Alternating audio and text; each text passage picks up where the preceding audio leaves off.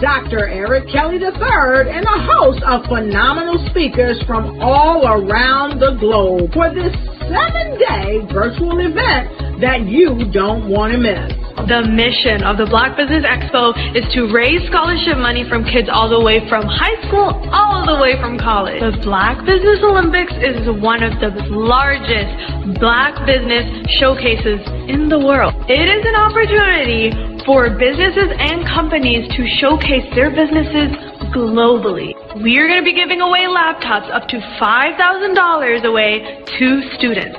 Again, I'm Olivia Appleberry, the founder of 2 Cents Finance and one of the speakers for the expo. I am so excited to see you there. For more info, go to www.blackbusinessexpousa.com or call 919-308-9090 and hope to see you there. I am Black Business. From the moment I wake until the time I sleep. Yes, I am Black Business. I am Black Business. Tell me, are you Black Business? I am Black Business. Do you support Black businesses? Listen, I support Black business because I am Black Business. Black Business Expo, one of the largest business showcases in the history of Black business in the world. The world! Sign up today at www.blackbusinessexpousa.com or call 919-308-9090. I am Black Business. I am Black Business. From the moment I wake until the time I sleep, I am Black Business. I am Black Business. Are you Black Business? I am Black Business. Do you support Black businesses? I support Black business because I am Black Business. Black Business Expo, one of the largest business showcases in the history of Black America in North Carolina.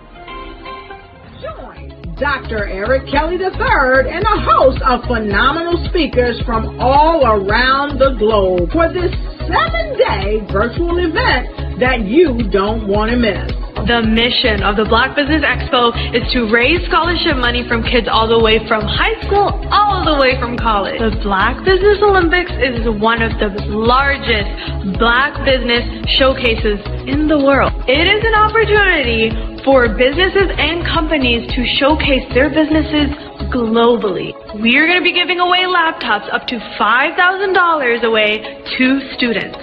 Again, I'm Olivia Appleberry, the founder of 2 Cents Finance and one of the speakers for the expo. I am so excited to see you there. For more info, go to www.blackbusinessexpousa.com or call 919-308-9090 and hope to see you there. I am Black Business. From the moment I wake until the time I sleep. Yes, I am Black Business. I am Black Business. Tell me, are you Black Business? I am Black Business. Do you support Black businesses? Listen, I support Black business because I am Black Business. Black Business Expo, one of the largest business showcases in the history of Black business in the world.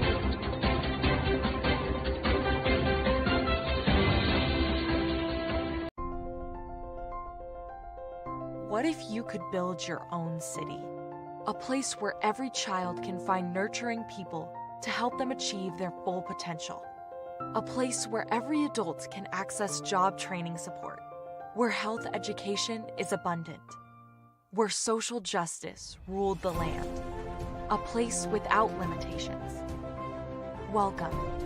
You have arrived at STEM City USA. It is what every city should be.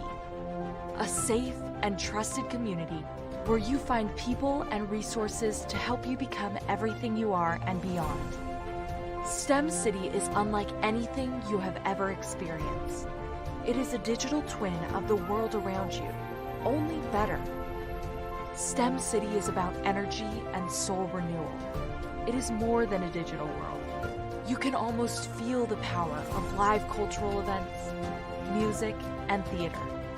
STEM City promises a better future for children with caring mentors and hands-on activities with dedicated tutors to support our youth. STEM City is your passport to a healthy lifestyle with weekly events addressing our community's many issues. STEM City is your financial well-being with helpful information on wealth management, career advancement, job training, and so much more. STEM City is the community you deserve. It is the city where your dreams can come true. STEM City USA, a place in the sky that is accessible to all who reach for the stars.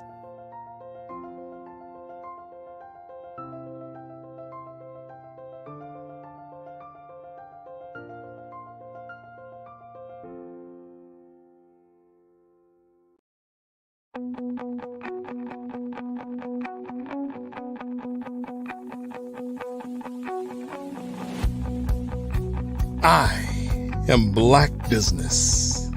From the moment I wake until the time I sleep. Yes, I am Black business. I am Black business. Tell me, are you Black business? I am Black business. Do you support Black businesses? Listen, I support Black business because I am Black business. Black Business Expo, one of the largest business showcases in the history of Black business in the world. The world! Sign up today at www.blackbusinessexpousa.com or call 919-308-9090. I am Black business.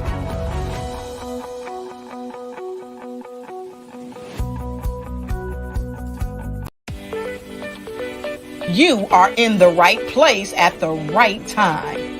The Black Business Network opens again for its Black Business Olympics, a 24/7 broadcast on business, strategies, global branding, social media marketing, finance, advertisement, and much, much more.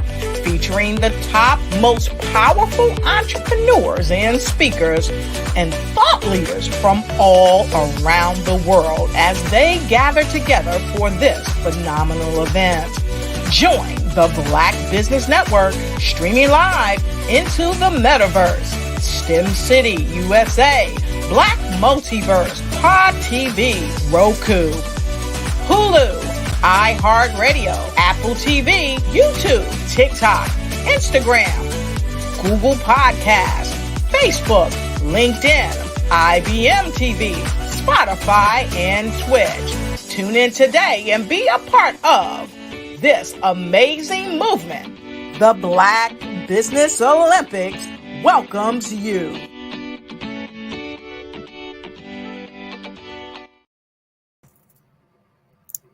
Good afternoon, business owners, entrepreneurs, thought leaders, corporations. Welcome to the Black Business Network. My name is Eartha Watts Hicks. I'm an award-winning author, publisher, PR writer, and affiliate for blackpr.com. I am your business moderator this afternoon on the Black Business Network. The Black Business Network is a 24-hour business network showcasing Black businesses, business owners, entrepreneurs, and thought leaders worldwide. We have speakers from North Carolina, London, Singapore, Africa, Japan, and cities all over the United States. The Black Business Network is a global community sharing its business knowledge to empower, inspire, and educate businesses about business. Our next speaker is Dr. Barbara Wright. In 2016, Dr. Barbara Wright established Certified Dream Builder Incorporated, CDBI, to offer grant writing services to nonprofit and for-profit organizations at the local, state, and national level. Their services encompass a range of offerings, including contract and loan application readiness workshops, consulting, apps, and resources to nonprofits and businesses that provide programs, products, and services to the public. At Certified Dream Builder, they specialize in business and nonprofit development for funding readiness, as well as grant writing and fund development services. Their exclusive products developed by Dr. Barbara Wright include the Canvas grant writing system that works in tandem with their exclusive grant writing and budget apps available on both iOS and Android platforms. I present to you Dr. Barbara Wright. Thank you so much. I am extremely happy to be here, and I know that genius is coming. Yes, yes. And thank you for sharing your knowledge with us. Genius is coming, and I'll see you on the other side. That sounds great. Well, hello, everybody. I'm glad you're here today. Grab your cup of coffee or grab your water or whatever it is that you are going to drink and enjoy this 30, 40 minutes with me today. Because what I'd like to do for you today is answer the questions that you may have always wanted to ask if you're interested in grant writing, doing some grant writing yourself, or becoming a grant writer or a fund developer, or you just are trying to do it and you're just kind of lost. And if you also have some of the major questions about grants, we're going to attack as many of those as we can today while we just have a good casual conversation. I can't talk about you, but I can talk about me. So I'm going to do a lot of talking about what I have done in the grant writing industry and what grant writing and fund development has meant to me. As you've heard, I've had the organization since 2016, but I've been grant writing for years for organizations like Housing Authority of Kansas City Public Schools, many churches, and local, national, and internationally. So I have quite a bit of experience. Don't let however age I look, don't let it fool you, because I've got some years behind me. So I have about 30 years of grant writing experience. So what does a grant writer do? Well, I can't tell you about all grant writers, but I can tell you about me. I help to submit grant proposals to secure funding and projects for different organizations. I conduct research on funding opportunities. I help write persuasive proposals and work closely with the client, because I don't work for the client. I work with the client in order to make sure that we get their documents done, and done correctly, and done in a manner that they can continue to do the work after I'm gone. Also, I do grant writing, consulting, training, document preparation, public speaking, and program evaluations. Those are some of the services that I do offer. And I develop productivity apps and templates, as she said. The templates are actually grants that you can use and improve as you are writing grants for different organizations, because nobody can give you a template that's going to work for you for every grant, because every grant asks different questions.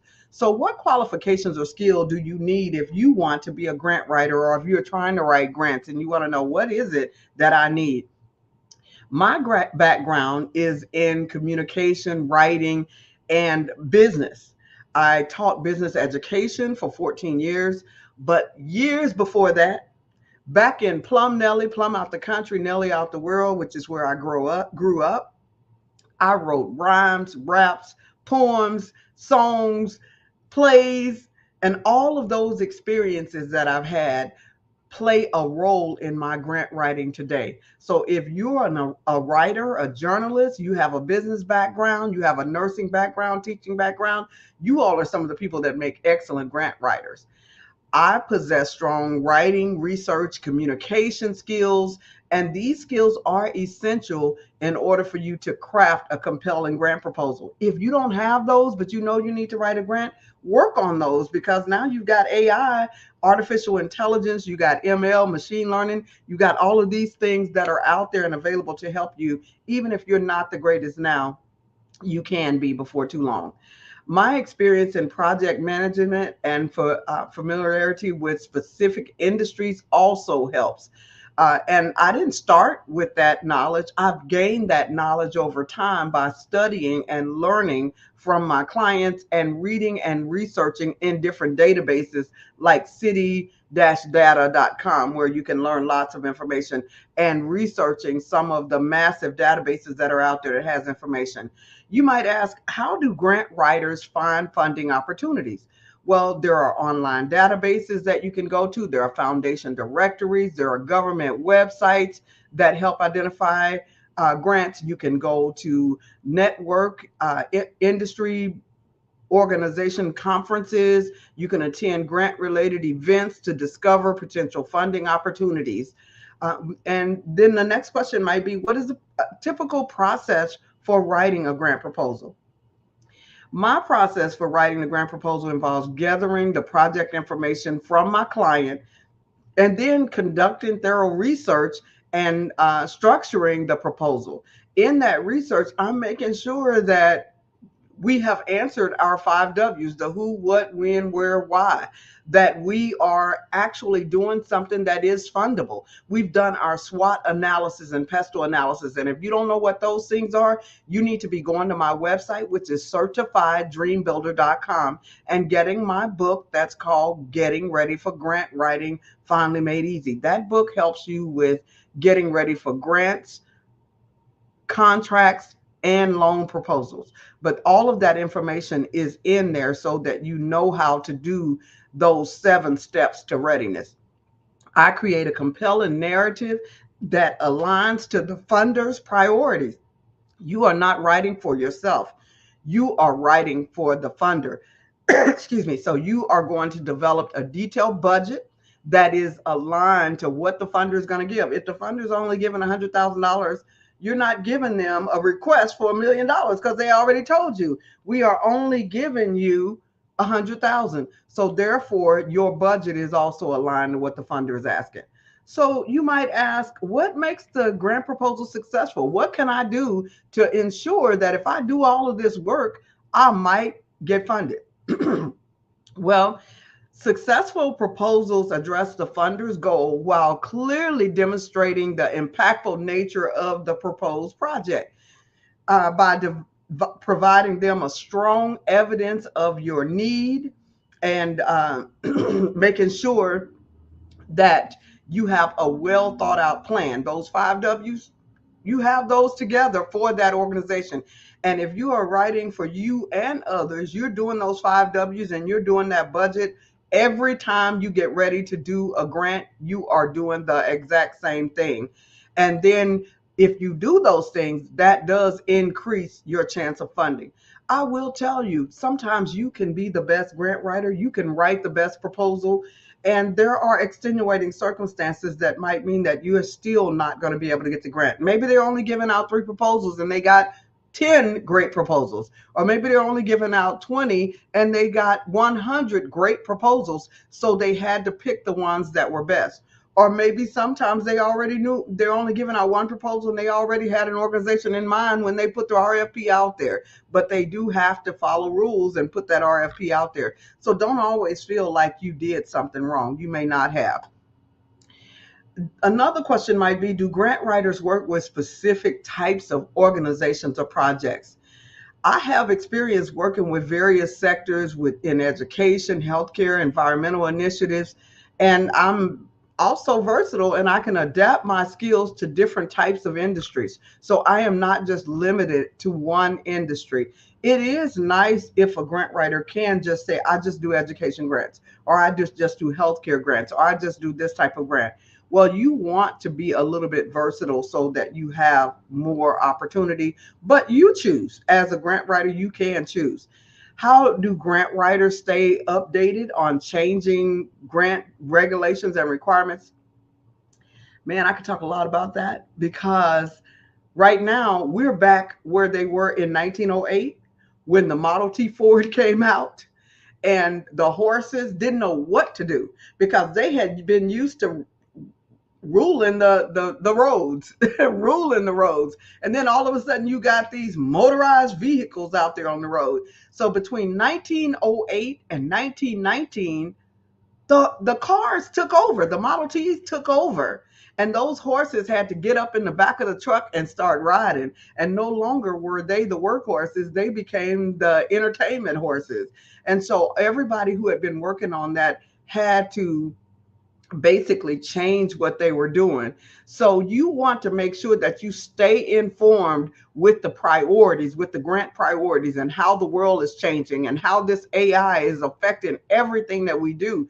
Because here I am, I developed two apps. I developed 1 hour to funds and 1 hour to grants that are productivity tools that help you use the internet to, it helps you use, do an expedited grant writing process to put together a template that serves as an expediter. And then right after I get this thing produced and get it out there on iOS and the Android platform, they come out with the AI. Well, if I wasn't watching and keeping up, I would have just went and tucked my head. It took me 10 years to get those apps out, and then here comes AI. But what I realize now is that my apps are out there, and my apps will help expedite the process.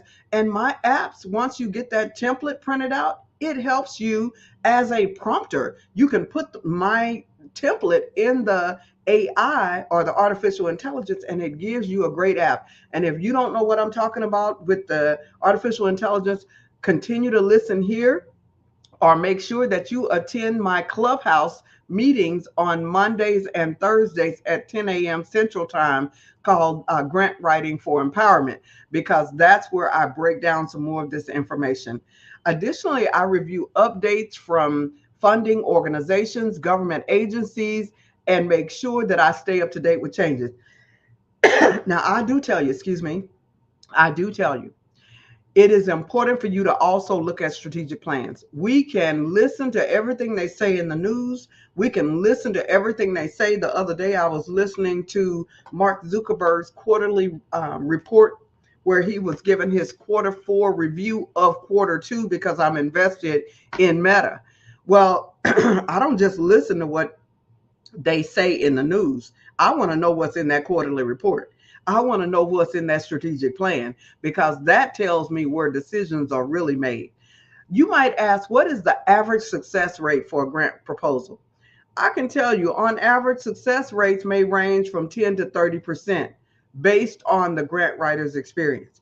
If this is your first time submitting a proposal from your organization, your success rate is probably going to be 25% or less. If you have already been funded, that bumps your success rate up to about 75%. So your success rate depends on whether or not this is the first time you are doing your proposal, or whether you have been doing this in the past. You've already gotten funding from this organization and you're going back to them a second time. That can be anywhere from 75 to 85%. So your chances are anywhere from 10 to 80%. And if you know somebody in the organization that have asked you to apply because they feel like you have a great chance, then that might bump you up a notch. But just know that there are no guarantees in grant writing. Any grant writer who tells you there's a guarantee, they're just lying to you, or either maybe they have some relationships that most of us don't have. So that's the case. Most of us cannot guarantee anything in grant writing because there are too many extenuating circumstances that determines success. How much do grant writers charge for their services?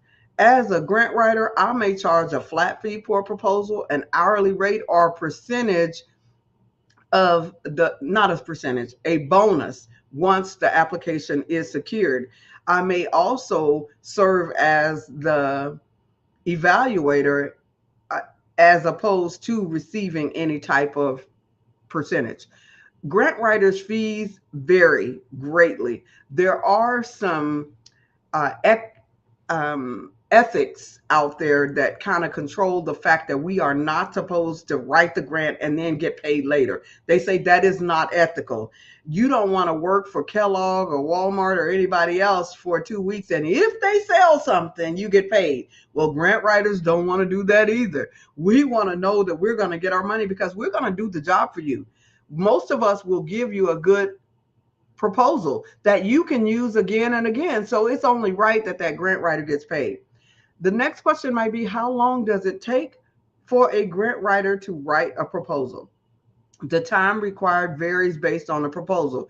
If you're doing a local proposal, it may take you less time. A state proposal and a federal proposal may take you anywhere from 30 to 60 hours. It just depends on what those proposals are like. What information does a grant writer need from an organization to begin the proposal? A grant writer requires detailed information from that organization. So if you want a grant writer to write for you, you want to make sure that you have your mission, your goals, your past achievements, and what projects you want funded. You want to have those 5 W's. If you're doing anything in the grant writing space, you need to know your who, your what, your when, your where, and the why. And you know what? I say that for the grant writing space, but guys, as a consultant, I know that works for your life, not just for your business, not just for your nonprofit, even for your life. You want to know your who, what, when, where, and why. Think about things before you jump and just start doing things. Do grant writers provide other service beyond just writing proposals? Yes, in addition to writing proposals, I may offer services such as grant reporting, project management, assistance with the implementation of the program, because who better to evaluate your program than the person who helped you to write it? So yes, grant writers do provide other services. We may train your board, we may train your staff members. I provide training. I do 501c3s. I help with, I do incorporation preparation. I do prepare all kinds of documents, as I told you initially what some of my services are. So yes, we do. How do grant writers ensure confidentiality? As a grant writer, I prioritize confidentiality and data security by having confidentiality agreements. I do not share my clients' sensitive information. I follow best practices for data security and document storage. We all have to do that to make sure that we are protecting those people that we work with. And the last question that you might ask a grant writer is, can grant writers work with organizations in different geographical locations? Grant writers can work anywhere. I can effectively work with clients remotely, collaboratively, across different regions or countries, internationally, using various communication tools and technologies. So of course we can work wherever you need a grant writer. We can work. I met a lady from Canada the other day. She was like, can you work in Canada? I need you in Canada. So I told her, we can work anywhere. So about grant writing, that was basically questions that commonly are asked of a grant writer.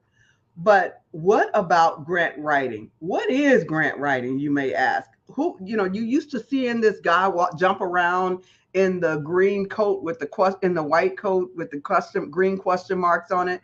Well, grant writing is the process of preparing and submitting proposals to secure funding from grant funders or government agencies for specific projects or initiatives.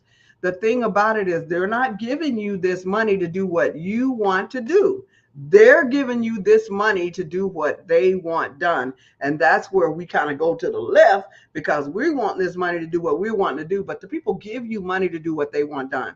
How do you find these grant opportunities?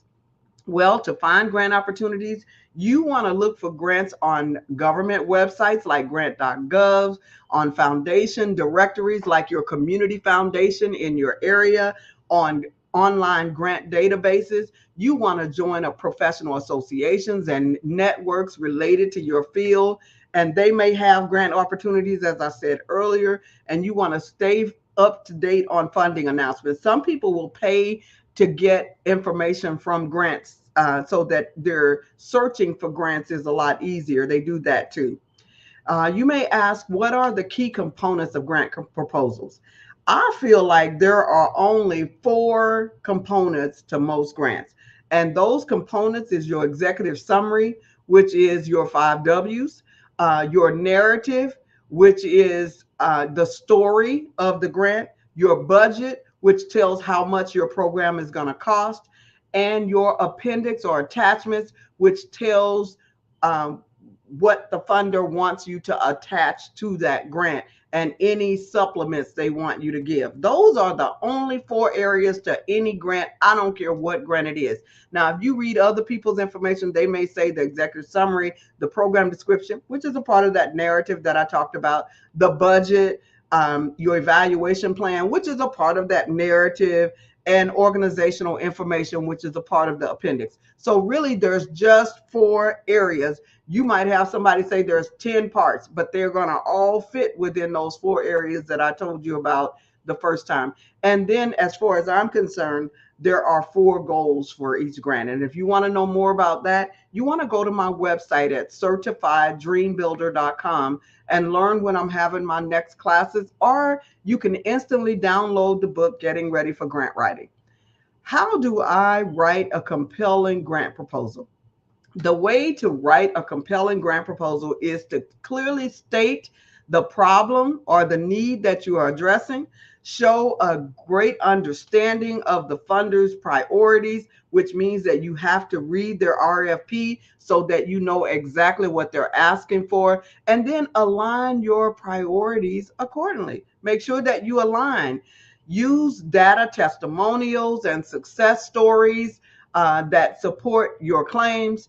Be concise. Like if you're saying you've done this and you've done that, make sure that you have some testimonials to support what you're saying.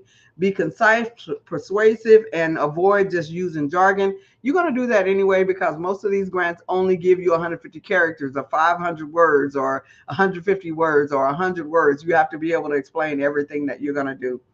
What is the typical grant application process? Well, you research grant opportunities that match your projects. Then you gather the information and supporting documents. You develop a detailed project plan and budget, and you write the grant proposal according to the funder's instructions. The funder's guidelines is your Bible. Don't be trying to make up stuff. You find out what that funder is asking for, and you write the proposal based on their guidelines. And then you submit the proposal by their deadline, because if you don't, they're probably not going to consider you. How do you demonstrate the need for a funding proposal? You present your data. That's your why. You present statistics and evidence of the problem that you are talking about. You share personal stories and testimonials to illustrate how significant that issue is. And you describe the target population and how they're going to benefit, and not only them, but the community will benefit. You might ask, what are some of the common mistakes that you need to avoid when you're grant writing? Missing the application deadline. If you miss the deadline, you're guaranteed not to get funded. Not following the funder's guidelines. I tell you, the guidelines are the Bible. Failing to demonstrate that you really need this program in your area. Using language that is so vague that people don't even understand what you're talking about. You're saying something different in your mission statement than what you're doing in the narrative, and what you're doing in your implementation, and what you're evaluating. You've got to be consistent. So I could just sum all of that up with say, you got to be consistent.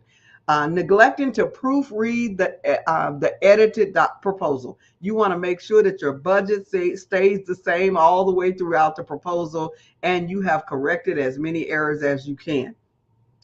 What types of supporting documents are required for an application? Well, you need your financial statements and budgets. You need letters of support and partner organizations and stakeholders. You need your project timelines and your work plans. And work plans are really big in contracting. In the grant, you need your narrative, which includes your evaluation. It includes your needs statement. It includes your evaluation. It includes your program proposal, your evaluation. All of that is going to be usually a part of that narrative. Some of them will separate the evaluation. You need resumes and bios of those key people that are in your organization that's going to make this organization work. How do you create a realistic project budget? Well, you gather all of the accurate estimates and projects. And if you don't know how to do that, you need my app, 1 Hour to Funds, which is on iOS and the Android platform. You allocate funds appropriately to each project component because and your RFP or your request for proposal or your guidelines are going to tell you what you need, so or what you can and cannot do. They're going to tell you if there are any budget restrictions. One time I wrote $100,000 grant and I only got 90,000 because I didn't realize I had not read the restrictions. Somebody told me about this grant. It was due the next day. So I only had 1 day to write it. So I only read the pertinent things that I had to read to hurry up and put this grant together. And I did not read the fact that they didn't pay for transportation. So we ended up losing the $10,000 for the transportation. So you want to make sure that you read those guidelines from the state. We only have 3 more questions and we'll be done here. The next one is, what are the best practices for grant proposals and evaluation submission? You want to review the proposal, make sure you got it complete, and you want to stick with their guidelines. You want to send feedback from colleagues and mentors before, you want to seek the feedback, from your colleagues before you submit the proposal to make sure that you have captured what they really desire to do, because you as the grant writer, you're probably not going to be there when they're carrying this out unless they're going to hire you to stick with them. They're going to be doing this on their own. So you need to make sure that you get their feedback before you send it off. And then you may miss something that they could catch. Also, submit well before the deadline, because if there can be a technical issue, a lot of times there are technical issues at the last moment. How long does it take to receive a response from the grant application? Response times vary greatly, ranging from a few weeks to several months. So if you are trying to pay your light, gas, water, phone bill, you might not be seeking grants, because if you are seeking grants, it might take a while for you to get an answer. And then even after you get an answer and they say, yes, we love your proposal, it may take another few months for you to get money. So don't be sitting up waiting to pay your lights, gas, water on your grants. Use fundraisers for that. And the last question, what happens after I receive a grant award? After you receive a grant award, you fulfill the requirements and provide regular updates on the project's progress to the funder. They have reports. They want to know that you did what you said you were going to do. So most funders will have a project. Now, sometimes the foundations, they don't require anything, but most of them want follow up to know that you are going to handle your business the way you said you were going to. You're going to use the funds exactly the way you said you were going to do it in the budget, or you're going to get their financier on the phone and ask them if you can change how you said you were going to spend the money. You also want to express gratitude. Whenever somebody gives you money, you want to thank them 7 times before you bank. Maybe you can remember this little rhyme: thank before you bank. And I encourage you to thank them 7 times. And you want to thank them in writing. You want to thank them in video. Now it's easy to thank them. Thank them on Facebook. Thank them on Instagram. Thank them on TikTok. Thank them on Thread. Thank them on some of these other ones that they have out there. They have all Discord. Thank them. I mean, it's easy to thank them now. And you thank them on the old-fashioned, send a card, handwritten, saying thank you for the money. And you want to get the name of the person who helped you to get funded, because the next time you get ready to get funded, that moves you up from being 10 to 30% potentially funded up to being 70 to 80% potentially funded, because now you have a name, you have experience, they know what you are able to do, and they are happy to fund you. Again, I am Dr. Barbara Wright. I am the founder of CertifiedDreamBuilder.com, where we provide free to low cost consulting We help with grant writing, consulting, training, and document preparation, public speaking, and evaluations. We have a sliding scale fee to where we help the smaller organizations as well as the larger organizations. We have developed productivity apps that are both on iOS and the Android platform. And I'm going to basically end this encouraging you to support this work on the Black Business Expo. Yes, you learn great information. Yes, you get all kinds of tips and help. But Dr. Kelly is out here doing this. So make for the benefit of our youth and making sure that they have an introduction to IT and to computers. So support this work. If you don't do anything else, support this work, because that's the only way I can come here. I come here once a month and I provide you with information. So look for me around the third week of the month. Usually it's on a Wednesday, but this week I did 2. So look for me in supporting this work. And we need you to support this work so that he can give those computers out to these young people. I believe he also gives scholarships out to young people who are interested in technology and needing computer help and trying to go to school and to better their lives. So if we all work together, it is a much better process. And that's about it that I have today. And if they don't come in very quick, I generally love to encourage you to become an asset millionaire. I know I talk about this a lot, but there is nothing better than becoming an asset millionaire, to where you take your God-given assets. We're not even talking about your talents and skills right now. We are talking about your God-given assets that God has given you. And if you see me looking a little off, I am trying to pull up my list of those 10 assets that you have, because all of us are asset millionaires. And a lot of times people just don't know that they are already asset millionaires. And they're sitting up just thinking, well, I don't have this and I don't have that. So, I'm not doing very well, or I can't do very well because I don't have different things. Well, let me tell you some of the assets that are extremely valuable today that you may not even realize that you have. And basically, I'm just doing this until they come on back in and say that our time is up. Let me see if I can make this a little bigger so that I can see it. Some of the assets that you already have are communication. Some of you have great communication skills. That is an asset. Some of you have sales ability. That is an asset. Some of you have so many different assets that I couldn't even name them all. And so what you have to realize is that you do have those assets and that you capitalize on the assets that you have. Some of you are able to market. If someone told you that they have a product, you could sell a shoestring with ketchup on it. You are just that smart with your marketing ability. You have the ability to discern people's spirits. You know when people are happy, you know when they're sad, you know when you've been successful.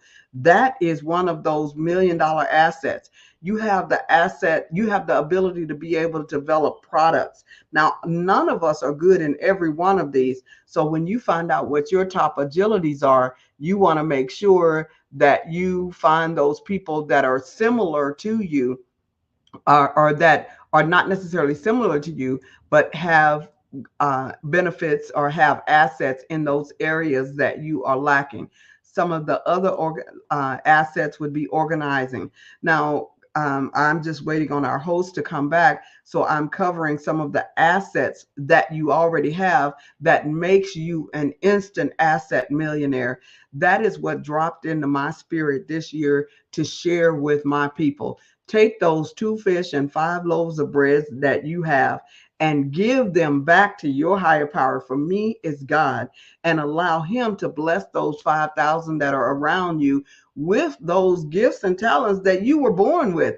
We're not even talking about things that you acquired over time. We're talking about some of these things you were born with. You have been inventing products and programs and services since you were a kid. We're talking about those of you with those kind of talents.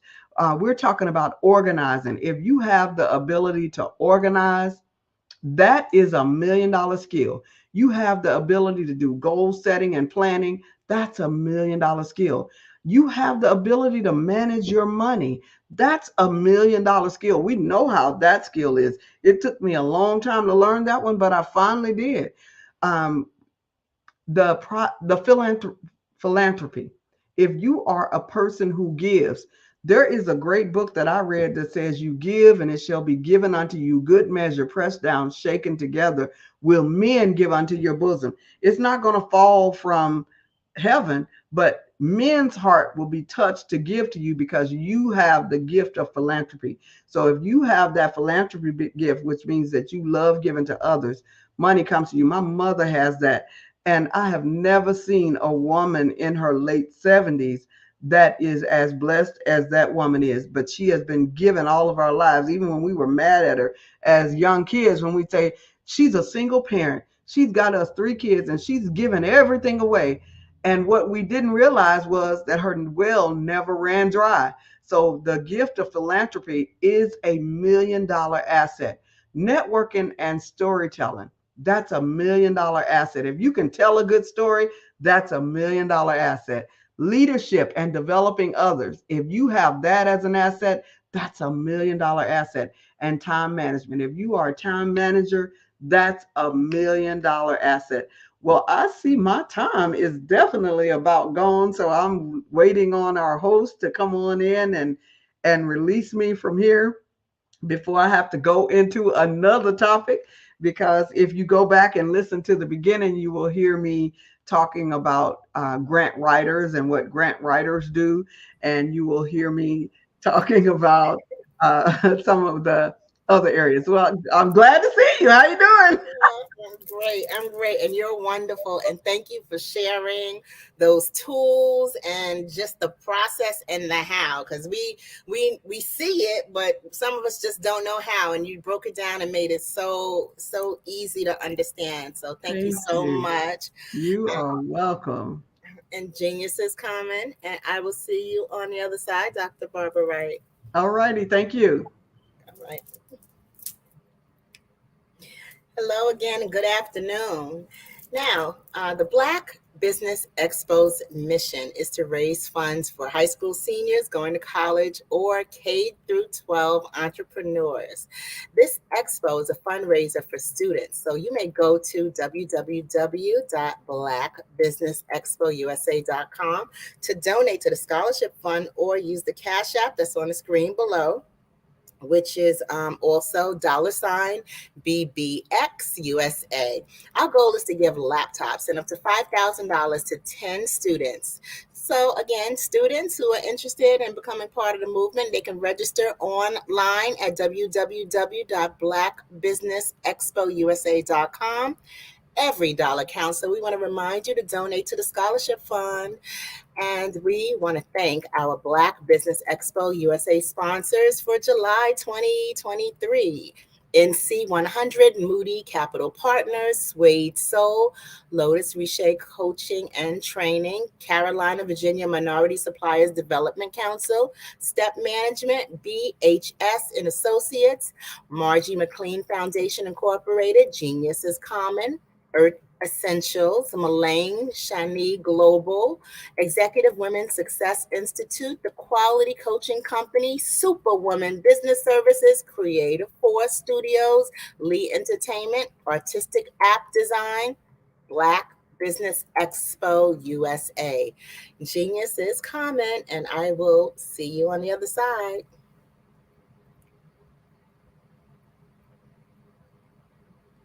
Hey guys, my name is Caden. I'm the CEO of Caden Teaches, and my genius is teaching kids about financial literacy.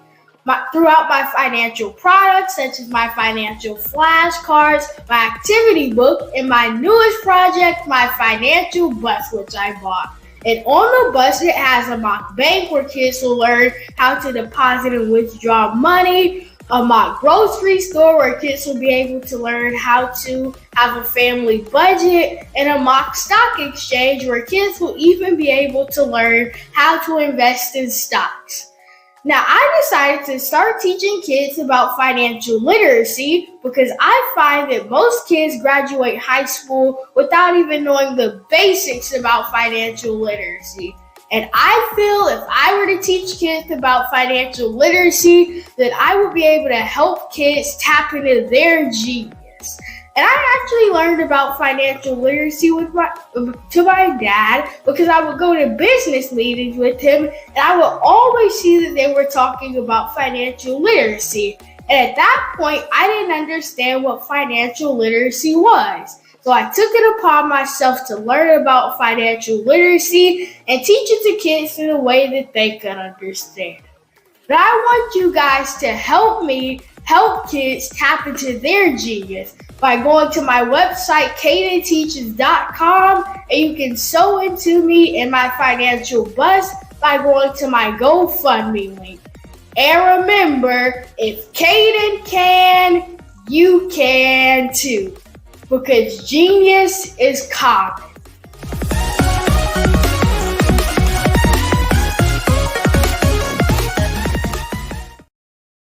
I'm Kennedy Harris. My genius is being an entrepreneur. I'm the CEO of K-Lock, a company where I develop my very own line of kids supplements. I currently market my multivitamin for kids to help combat weak immunity. During the pandemic, research has shown that having a strong immune system is key to fighting off disease. My vitamins are for kids, but adults can benefit from them as well. I'm adding a proprietary blend to my supplement line. I want to create my own blend so that I have a competitive edge in the marketplace. Staying healthy is important to me so that we live longer and have healthier lives. My website is klockproducts.com. That is Klock. Genius is common.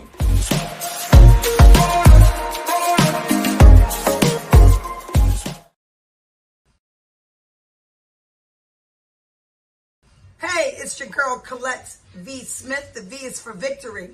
My mama would tell you the V is for Veronica, but it's Colette V. Smith, the NFL's first African-American woman to coach in the history of the National Football League by way of being...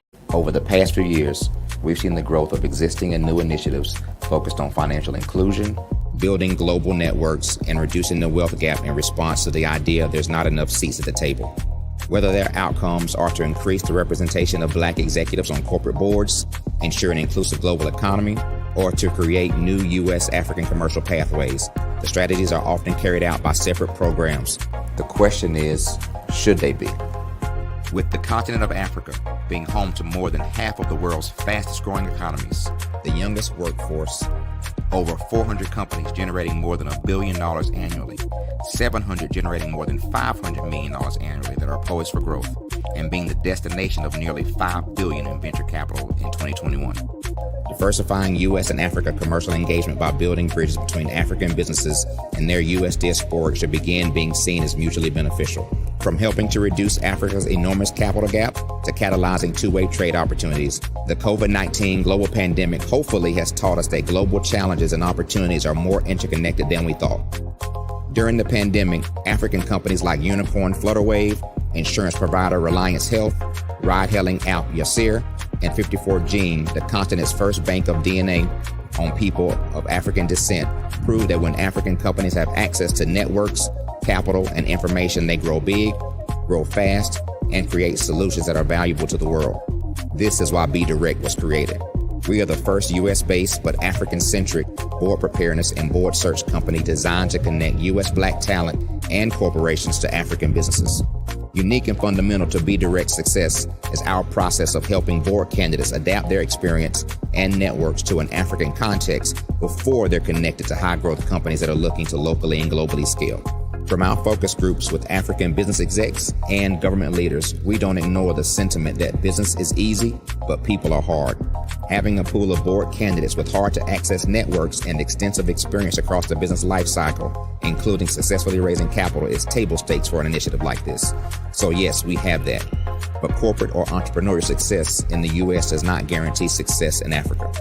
Developed alongside industry partners on the continent, our training program, Be Direct Prep, is designed to transpose their experience to create cultural comfort, understanding, and a commitment to helping businesses in Africa scale. Our board governance sessions are African, continental, and country specific, integrated with cultural awareness and dexterity training. Masterclasses led by African industry execs and mentoring and coaching from African continental-based facilitators. But even more unique to Be Direct Prep, we cap off our training program with an immersion trip to help candidates that have not been to Africa before see and feel Africa's complexity and opportunity from African soil. We all know traditional network-based board placement has historically left a lot of us out of ever really being in the paid board pipeline. Our strategy supports the work of many great organizations that are successfully filling seats at U.S. board tables by creating more tables for those that are still left on the sideline. It's time to start seeing the role and value of U.S. Black talent and businesses on the continent of Africa differently. Old perceptions and habits limit economic inclusion. Let's transition Black talent and the African businesses they will support from the periphery of the global economy to its core. Living in a global lockdown, we all know now how fast local and global economies can change and see the value of having businesses that hire, strengthen local value chains, and even grow globally. Status quo in any form holds back progress. We must democratize U.S.-Africa commercial engagement by socially and economically connecting cultures that have long been disconnected. It's time for Africa's U.S. diaspora to redefine their global value by helping African businesses scale continentally and globally.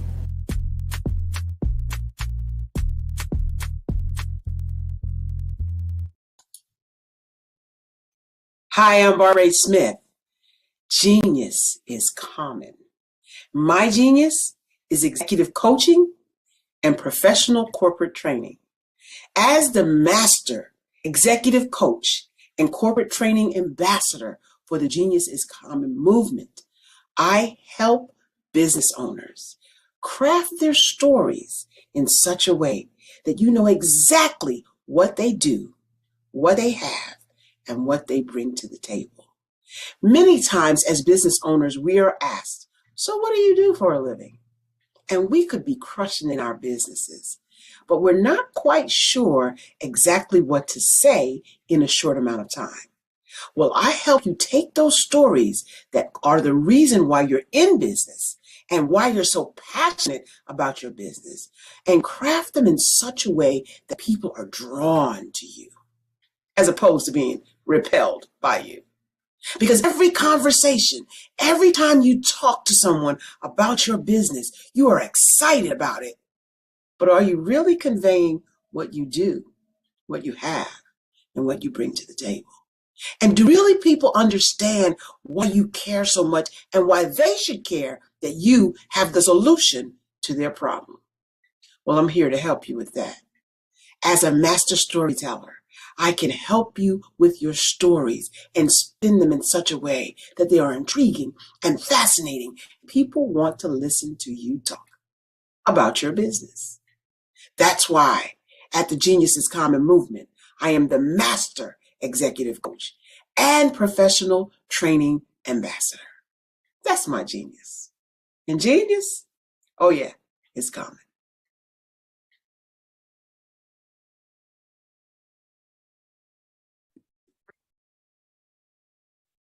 Hello, I'm Dr. Madeline Ann Lewis, President and CEO of the Executive Women's Success Institute. And my genius is helping women accelerate the path to success. You know, I was blessed to have strong women in my life who encouraged, motivated, and pushed me to do my best and to never even think about giving up on my dreams.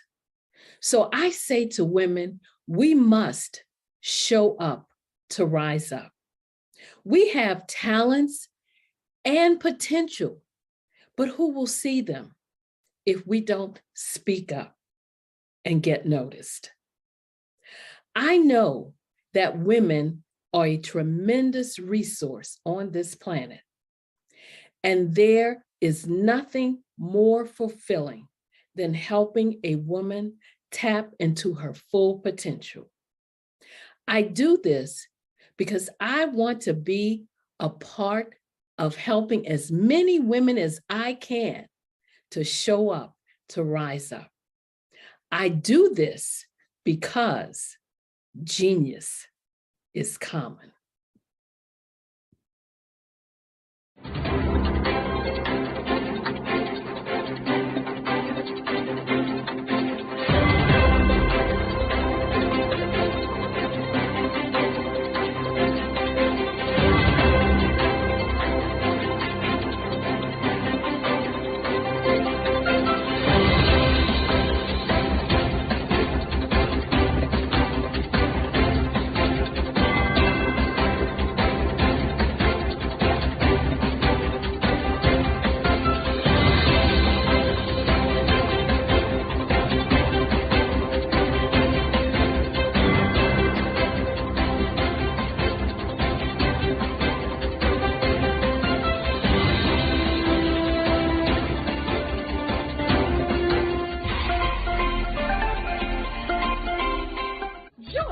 Dr. Eric Kelly III and a host of phenomenal speakers from all around the globe for this 7-day virtual event that you don't want to miss.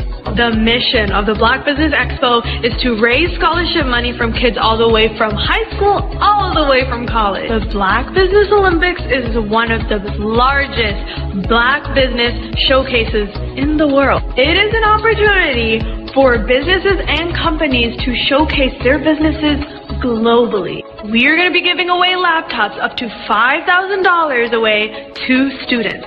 Again, I'm Olivia Appleberry, the founder of 2 Cents Finance and one of the speakers for the expo. I am so excited to see you there. For more info, go to www.blackbusinessexpousa.com or call 919-308-9090 and hope to see you there. I am Black business. From the moment I wake until the time I sleep. Yes, I am Black business. I am Black business. Tell me, are you Black business? I am Black business. Do you support Black businesses?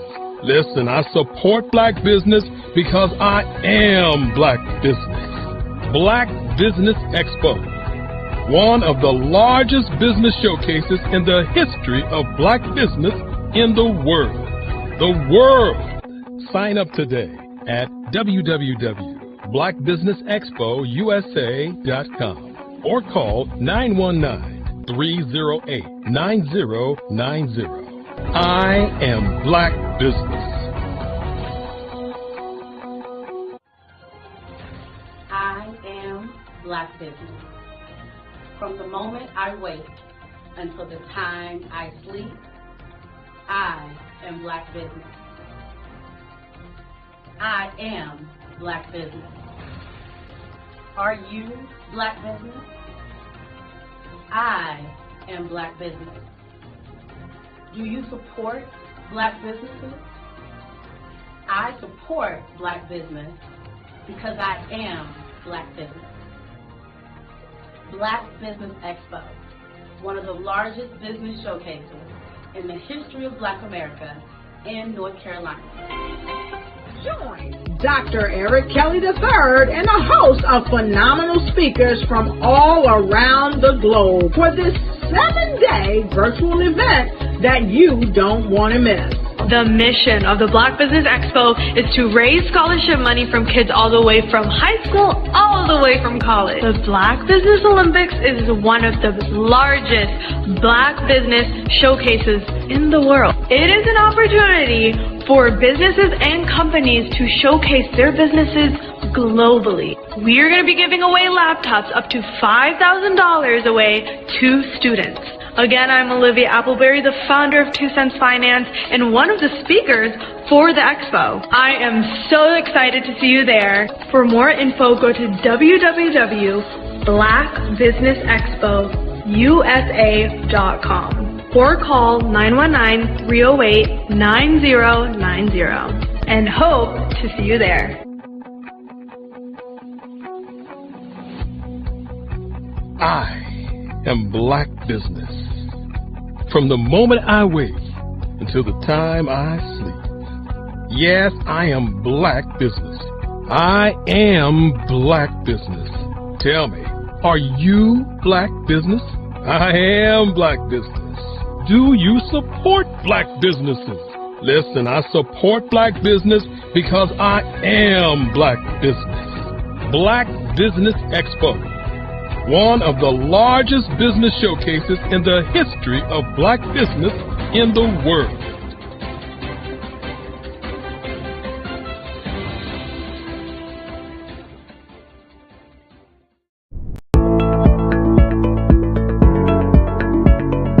Prepare for what's coming and dominate in economic winter.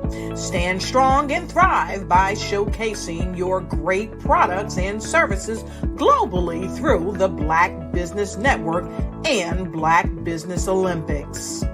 The Black Business Network has showcased over 2,000 companies with over $7 billion in sales each year.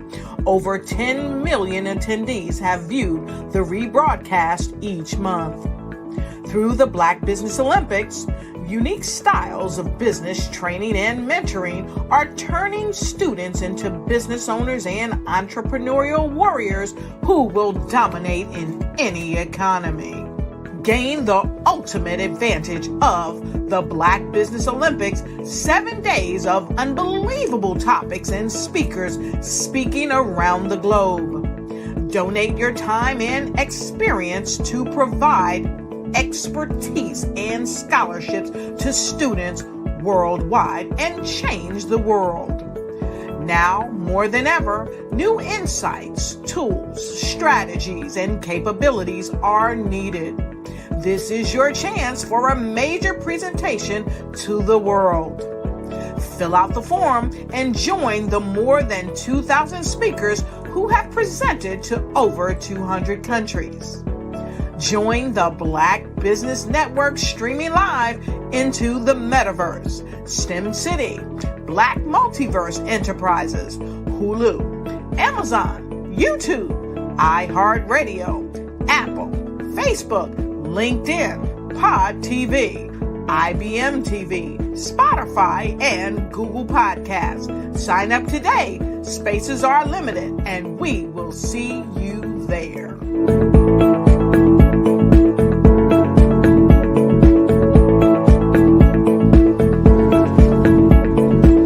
I'd like you to imagine with me, if you will, opening an app where you can collaborate with like-minded individuals from around the world, get inspiration and in-app tools to launch and grow your business, as well as share your knowledge and earn compensation, all in one app.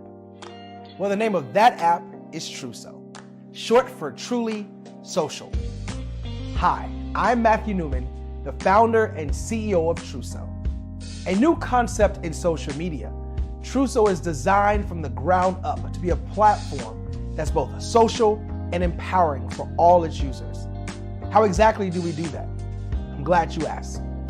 First, Truso brings the world together via video. Psychologists assert that video provides a significantly more effective connection than audio only. When you enter a community on Truso, you're face to face. Second, on Truso, you don't have to have 1 million followers to monetize. Our business model allows all hosts and moderators to monetize, no matter the size of your following, by 1, producing fee-based content, and 2, inviting others to join the platform as subscribers. Even more, Truso has an in-app resource library with over 100 free resources, forms, and documents to help you build your brand and grow your business. Third, Truso is inclusive. The deaf and hard of hearing communities make up 360 million people worldwide. Unlike audio-only apps, Truso embraces this community, providing a networking platform that allows them to participate via video and closed captioning. We even have a deaf and hard of hearing foundation in the works as well. Fourth, Truso is both social and safe. We refer to Truso as a virtual extension of the beauty shop, barbershop and brainchild of the community. A place where there's laughter, along with wisdom, growth-oriented conversation, and genuine connections in a safe space. Trousseau even has proprietary security to ensure we maintain a safe environment for everyone. Where are we at now? Trousseau is live, y'all. We've launched in beta and we're acquiring users daily. We have an incredible development and marketing team, plus amazing celebrity influencers at the table, helping us spread the word around the globe, beginning within the African diaspora and beyond by creating a safe space for growth, connection, and collaboration. We're truly excited about Trousseau. We've created something special for which there is a global market. And we invite you to embark on this journey with us as a shareholder. The future for Trousseau is truly bright. Join us and let's go there together.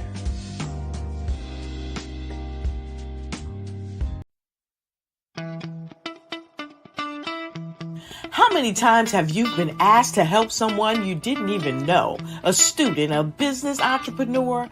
Or did you ever even ask, where did they end up? That business, that friend, that entrepreneur.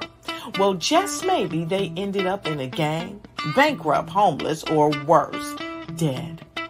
Maybe they turned to crime, drugs, and alcohol. Did you ever wonder? Did you destroy their dream, or was your life always so easy? At the Black Business Olympics, we started a movement to help students complete. Give them hope and foster success. Help them to leave their dreams of providing laptops, computers, and up to $5,000 in scholarship funds. Today, we ask you to help a student, a business owner, or an entrepreneur to realize their dream by sponsoring them, supporting them, and buying from them. Consider this. With $1.6 trillion in our Black community, we only ask for a small donation for our students, our businesses, and our entrepreneurs. And you can change a life today. So I ask you, what are you going to do? Sit on the sideline and watch our students in high school be losers, miss out on their dream from lack of resources? Or are you going to donate to the movement and change their future and yours as well? Give us a call today at 919-308-9090. Change their life by investing with action to the Black Business Olympic Fund. The Black Business Olympics, one of the largest business showcases of Black business in the history of the world.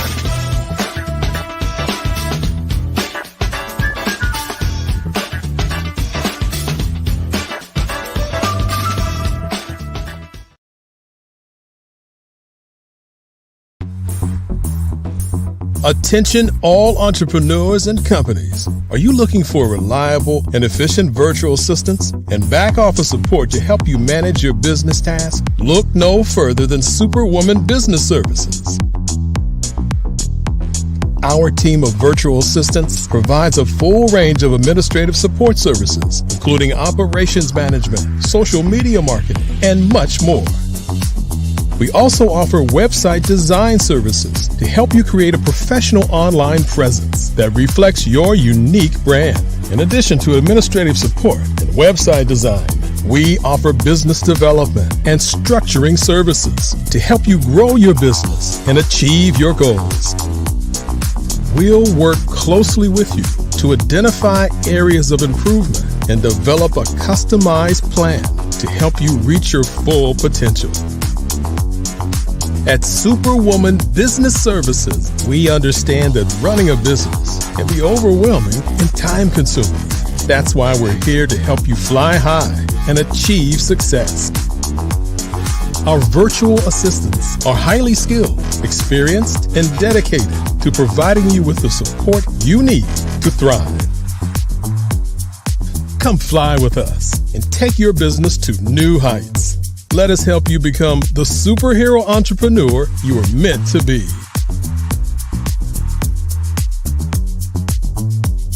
Contact Superwoman Business Services today to learn more about our back office support services. Come fly with us and take your business to new heights. I'm Ramon Ray, founder of Smart Hustle Magazine and smallbiztechnology.com.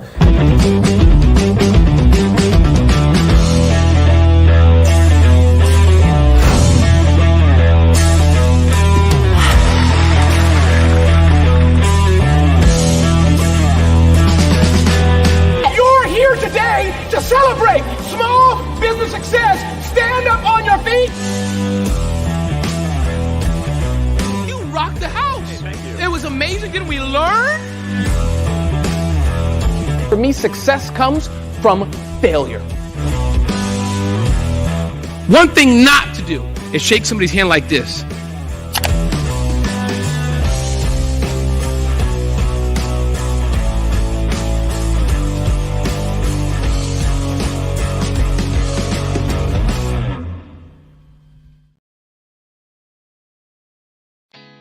Did you know women represent just 3% of Fortune 500 CEOs and less than 15% of corporate executives at top companies worldwide?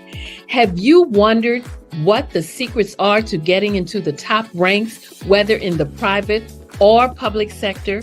Do you want to figure out how to stop being held back in your career or passed over for promotion? Then you're in the right place. Hi, I'm Dr. Madeline Ann Lewis, President and CEO of the Executive Women's Success Institute.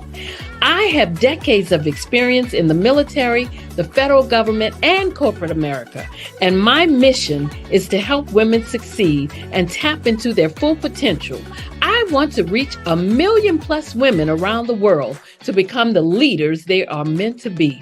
So if you want to move into a management or executive level position, or maybe you are a female veteran transitioning out of the military into business entrepreneurship, then reach out to the Executive Women's Success Institute at 301-693-3284. Let us get you on the fast track to success.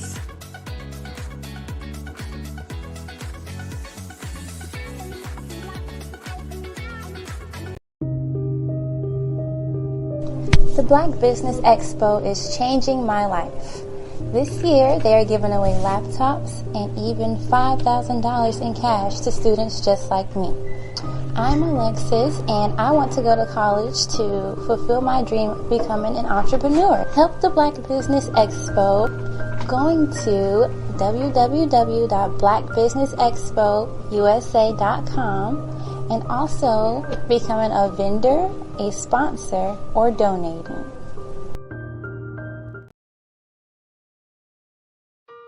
Hello, this is Israel, and I am CEO of Daydreams Interactive and author of Princess Planet.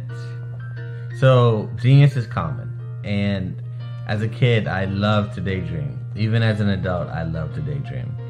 And when my daughter became 6 and loved princess characters, but we just could not find the diversity that showed her, we created our own characters.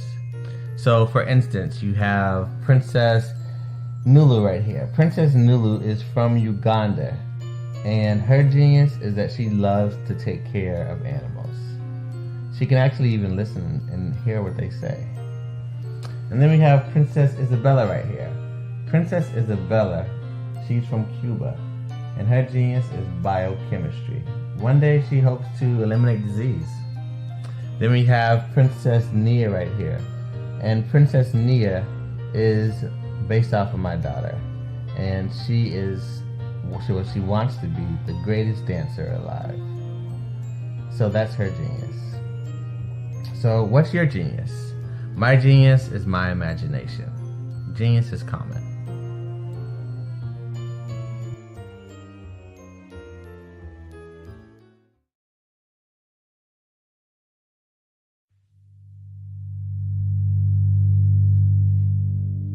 So what we have to do is when we get in a spot, we need to create some spots for us. That's the main thing. We need to be able to be in a position where we're able to create those spots for us.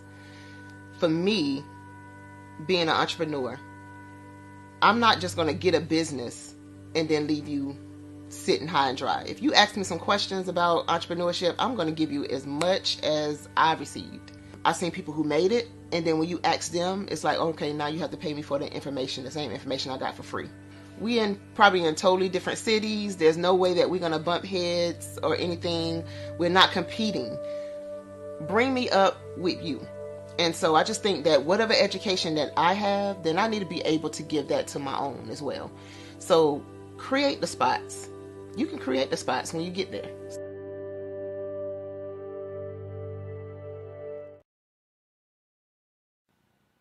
Hello, my name is Kiasi Helm and I'm 14 years old.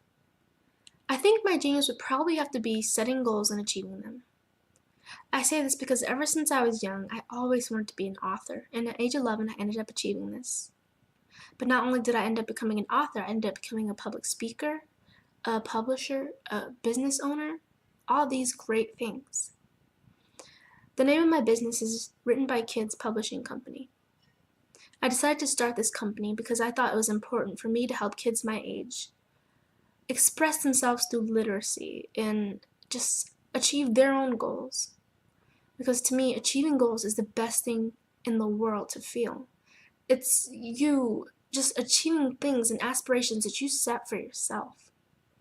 And I know that everybody is capable of this because even if you don't end up achieving the goal, you still tried your best, and that's the most important thing. And everybody is capable of this because genius is common. Thank you. You are in the right place at the right time. The Black Business Network opens again for its Black Business Olympics, a 24/7 broadcast on business, strategies, global branding, social media marketing, finance, advertisement, and much, much more. Featuring the top, most powerful entrepreneurs and speakers and thought leaders from all around the world as they gather together for this phenomenal event.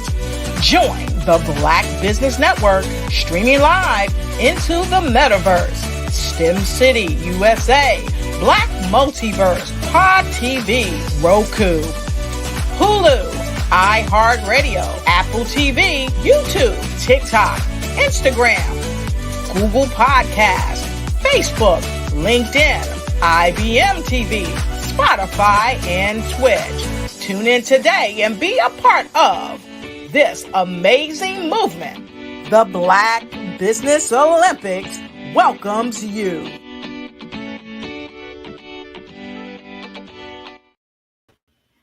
Hello. Good afternoon, business owners, entrepreneurs, thought leaders, and corporations. Welcome to the Black Business Network. My name is Grant McGaw. I'm the CEO of 5-Star BDM, and I am your business moderator for this afternoon on the Black Business Network.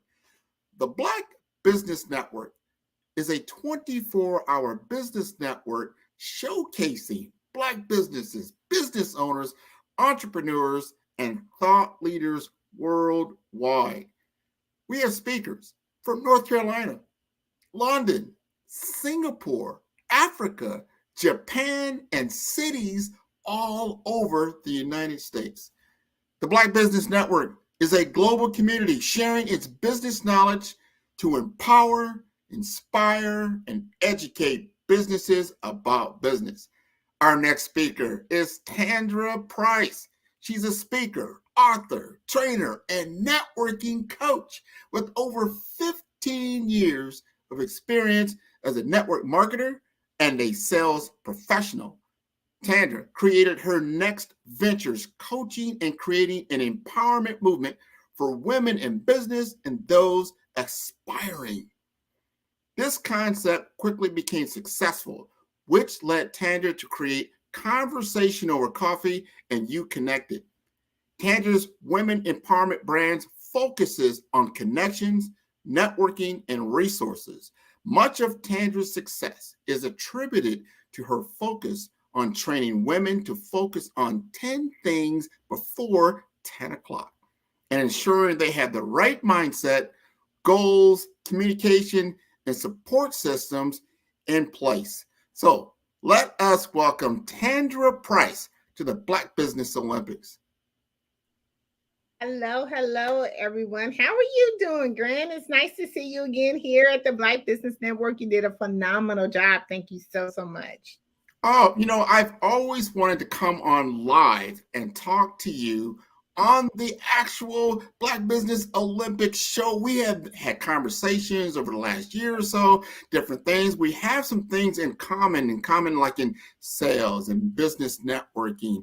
And you've taken it to a whole new level with that Tap In magazine. I'm like, wow, how do we get in Tap In magazine? That is great. So before we go there, I want to ask you just a few questions. We're going to have a nice fireside chat.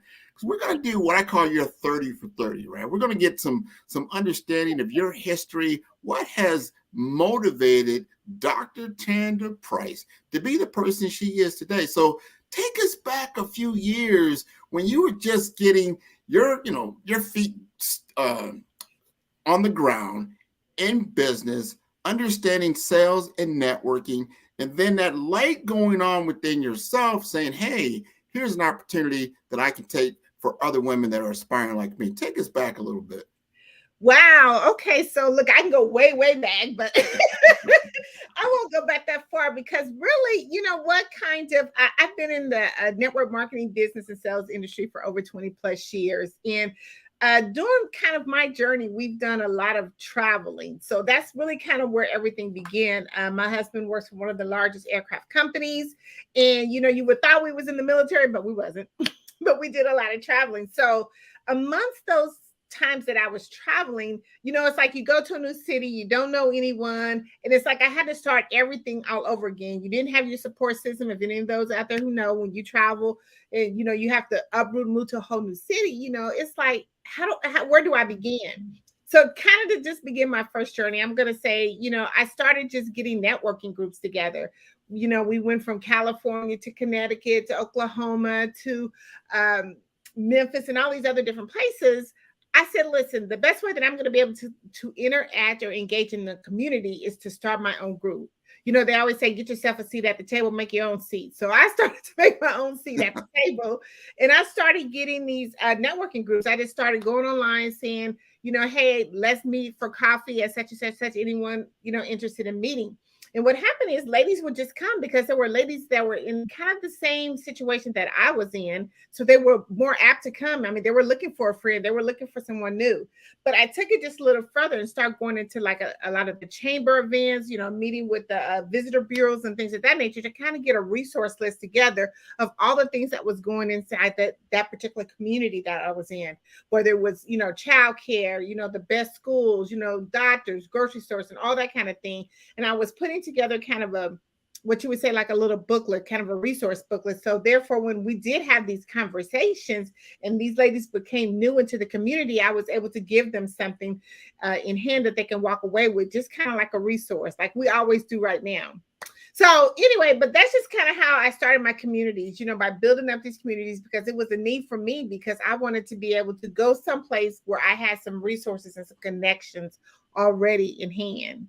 So I thought that was kind of neat. And then it just started growing. I mean, every time I went somewhere, I just kind of did that same concept.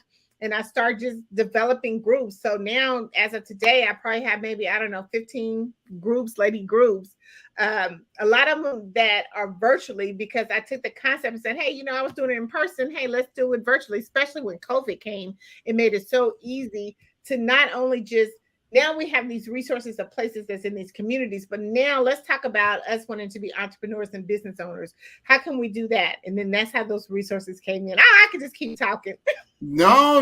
See, this is important. It's so important. So many other people are in that same position because life, will put you in situations that you're not comfortable, you're uncomfortable, and you got to think like, how do I, continue on my track to do whatever it is I'm doing, whether it's business, it's a community service, it's this or that. And, you got to get that first step. It sounds like you got that first step down pat. You sound like you were in the military, like moving around different cities, but you were confident. You must have got to that confidence level. I know what to do. I did, because you know what? It was like, like I said, I've been in the space environment for so long that, I know what it takes. We have to be able to network. And the only way we can network is, what value can you bring to the groups that you're actually networking with? Just like, Black Business Network, they bring so much value to those who participate. And we have to think about that the same way. As I was building it up, now I could take, again, as being a business owner, take my expertise or the things that I was passionate about, and how can I help someone? Because guess what? Someone's always looking for what you have, right? Yeah. They're always looking for what we have. So, I turned around and took that just a little step further and said, listen, I know that now that we've kind of mastered, what we're doing and all that kind of stuff, but how do we really get out into the community and network? How do we really make those effective and positive communications work for us? A lot of us get so intimidated when it comes to all these different networking events and having to meet people, depending on if you're extrovert or introvert, right? I mean, it just like, how do we break that ice? And so that's when I started saying, listen, I love to network. I know what it takes to network. And I've had people come along with me and they'd be like, oh my God, you know what? You just, like you said, so confident when you come to talking to people, because I took the concept of networking out and just said, listen, we're just having a conversation. Right. That's all we can do is have a conversation, and either go good or bad. You can say something wrong, you say something right, right? But the human to human conversation is the most important conversation that you can have. And what I've learned is that everyone has a story, and don't be shy in sharing your story, your journey, no matter what it may be, along all the different lines that are common themes within a lot of people's lives. If you're talking about finance, and you're talking about business, and you're talking about relationships, and you're talking about health, and then these things are commonalities that you can strike conversations with very easily. And then you just back into a conversation about, well, what are you doing, Miss Tandra Price? I mean, I see you out here doing these things. You make it look so easy. If someone had asked you this question, like, Tandra, and you probably have heard this before, but I'm going to ask it, meaning, what is your superpower? What is your genius? What are you leveraging within yourself that's such a skill, that you've mastered this skill, that you use it every day in your business? You know what? The skill I use every day is, I just want it to be fun. You know what I'm saying? I always think of this as like being an actress. A lot of people like to be an actress, be in the pictures, the movies, and all that stuff. And we're really just role playing, right? We're auditioning for the next feature film or picture or something like that. But I always have to incorporate fun, because see, the more we get down to making things, to me, so seriously, is when you kind of break it down, you mess it up a little bit, okay? Yeah. Because a lot of times we think that we have to say the right thing, but sometimes the wrong thing could be the right thing, and the right thing could be the wrong thing. But you know what? If we can't have fun with what we're doing, and no matter what industry you're in, it's going to be hard for you to really be able to function. Because you know what? Listen, all of us get the word no so many times throughout the day. I mean, I don't know if you listen. I done got 10 no's already today. Oh yeah. But you know what? We have to embrace those no's. We have to take those no's. We have to. It's a way of how you have to have fun with it. Because, and the reason why I'm saying that is because when you think about not starting your day off with, hey, I'm blessed to be here. Thank God I'm here. I'm breathing, and you know what? I'm here to be a servant to those who, come into my space. I think once you take that away, it's hard for you to really be able to maneuver, because every time someone says no, it's going to be a disappointment to you. You're not going to be able to get over it. Instead of saying no just means, look, I need a little bit more information. Or no means, it's not right now. No doesn't mean no. Okay. But we got to get comfortable with it, and we have to embrace it. And no matter what we do throughout the day, it has to be fun. Well, what you said is so important. And I encourage anybody that's an entrepreneur, you're a business owner, you've got to understand the sales process. Yes. Whether you like it or not, you are in sales, because without sales, there is no operations, there is no marketing, there is no finance. So you've got to be able to sell your product or service to the right audience. And when you understand the sales game, I know I've been in sales 25 plus years, is that when you get those no's, you got to understand, like you said, it's a game. You're like, you know what? When you understand your numbers, meaning, for the product or solution or services that you're selling, you need to understand how many no's that you need to get to a yes. Yeah. Right? So if you on average, you say, you know what, I get 20 no's before I get a yes. So then when you get that no, like, great, that's 19 more I got to go. Let me go get another one. Oh, I got another one. Great. I got 17 more. Let me go get another one. But you don't want to focus just on the no's, obviously, but you understand. But I understand, but it's almost like you got to get excited to get a no. You know what I'm saying? When you get that no, you got to get excited, kind of, because like you said, we've been in the sales game. You have to understand the sales process of what it's going to take. But, it's almost like we have to have that tough skin, to get through that no. Yeah. Yeah. And not everybody is your client, because once you understand their no, you understand, all right, it's not, maybe it's a not right now, or it's a hard no because they're just not a good fit. You have to understand that they're not saying no to you personally.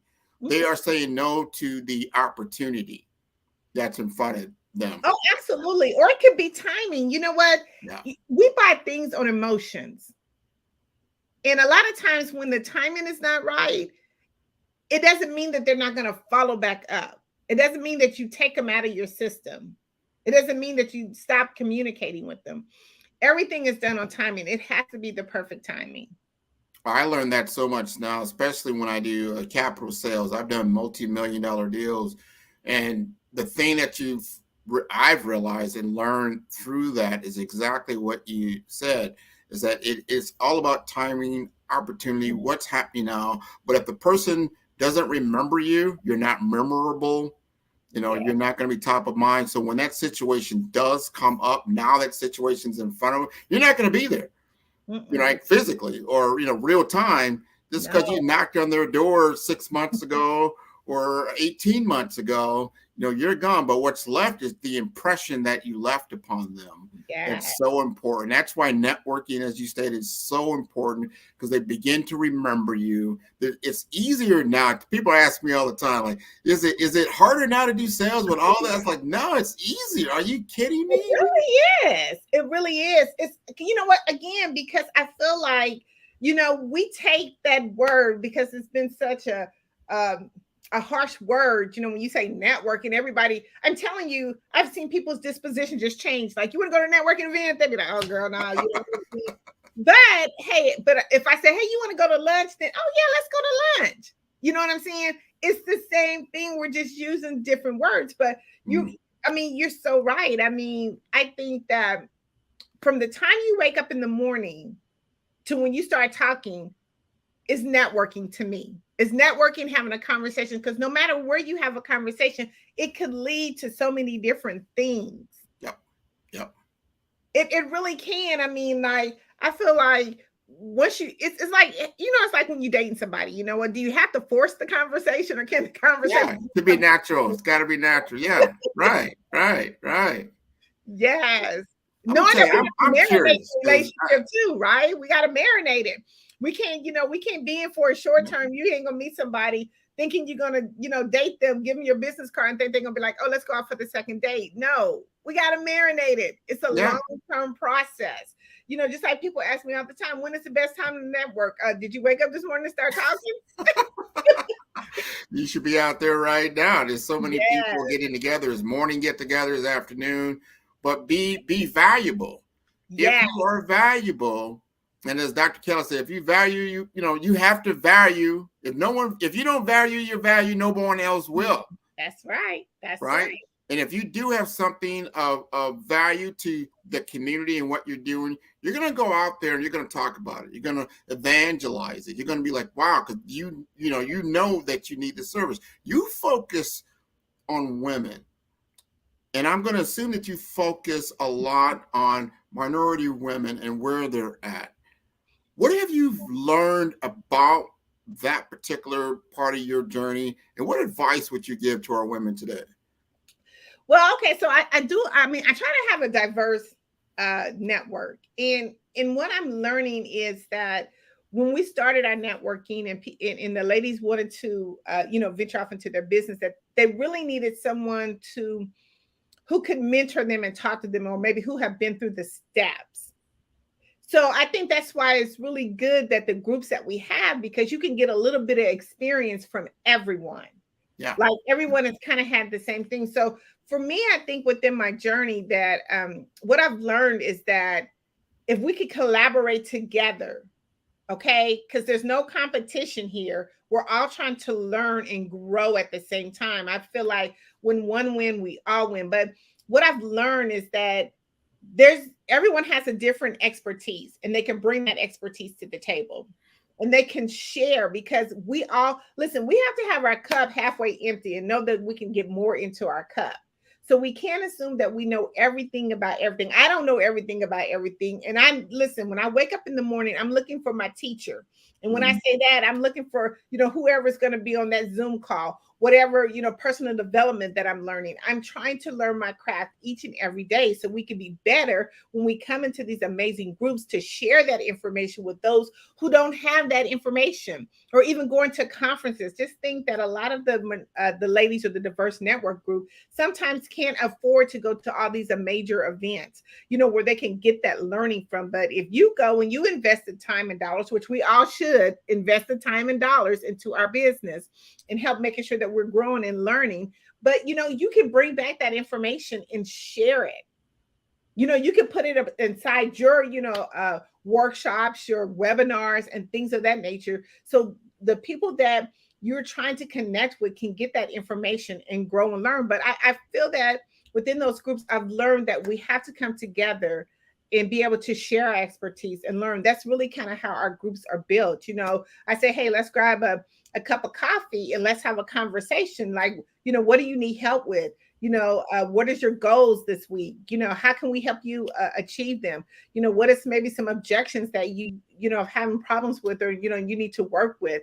And then we all together as collectively as a group, share that information. All the ladies go around. See, one of the things about my group is that we don't get to just come in and say, hey, I'm, with X, Y, and Z company. No, let's talk about the challenges. Let's talk about the juggles and struggles of what we're dealing with now. So when you hang up on this call, then you'll be able to attack those challenges. Wow.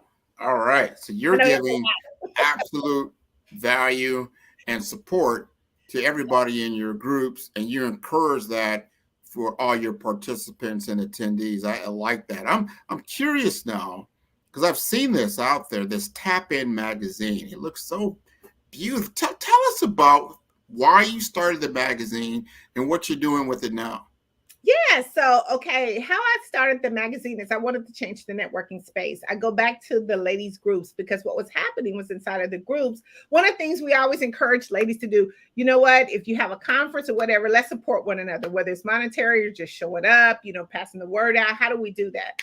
How do other people get to know who you are? So when I started the magazine, I said, listen, we're going to change the networking space. And you're not going to have any other choice but to promote the person that's inside that magazine. Because why? Because I'm going to put you on the front cover. So everyone in the magazine gets their own personal cover.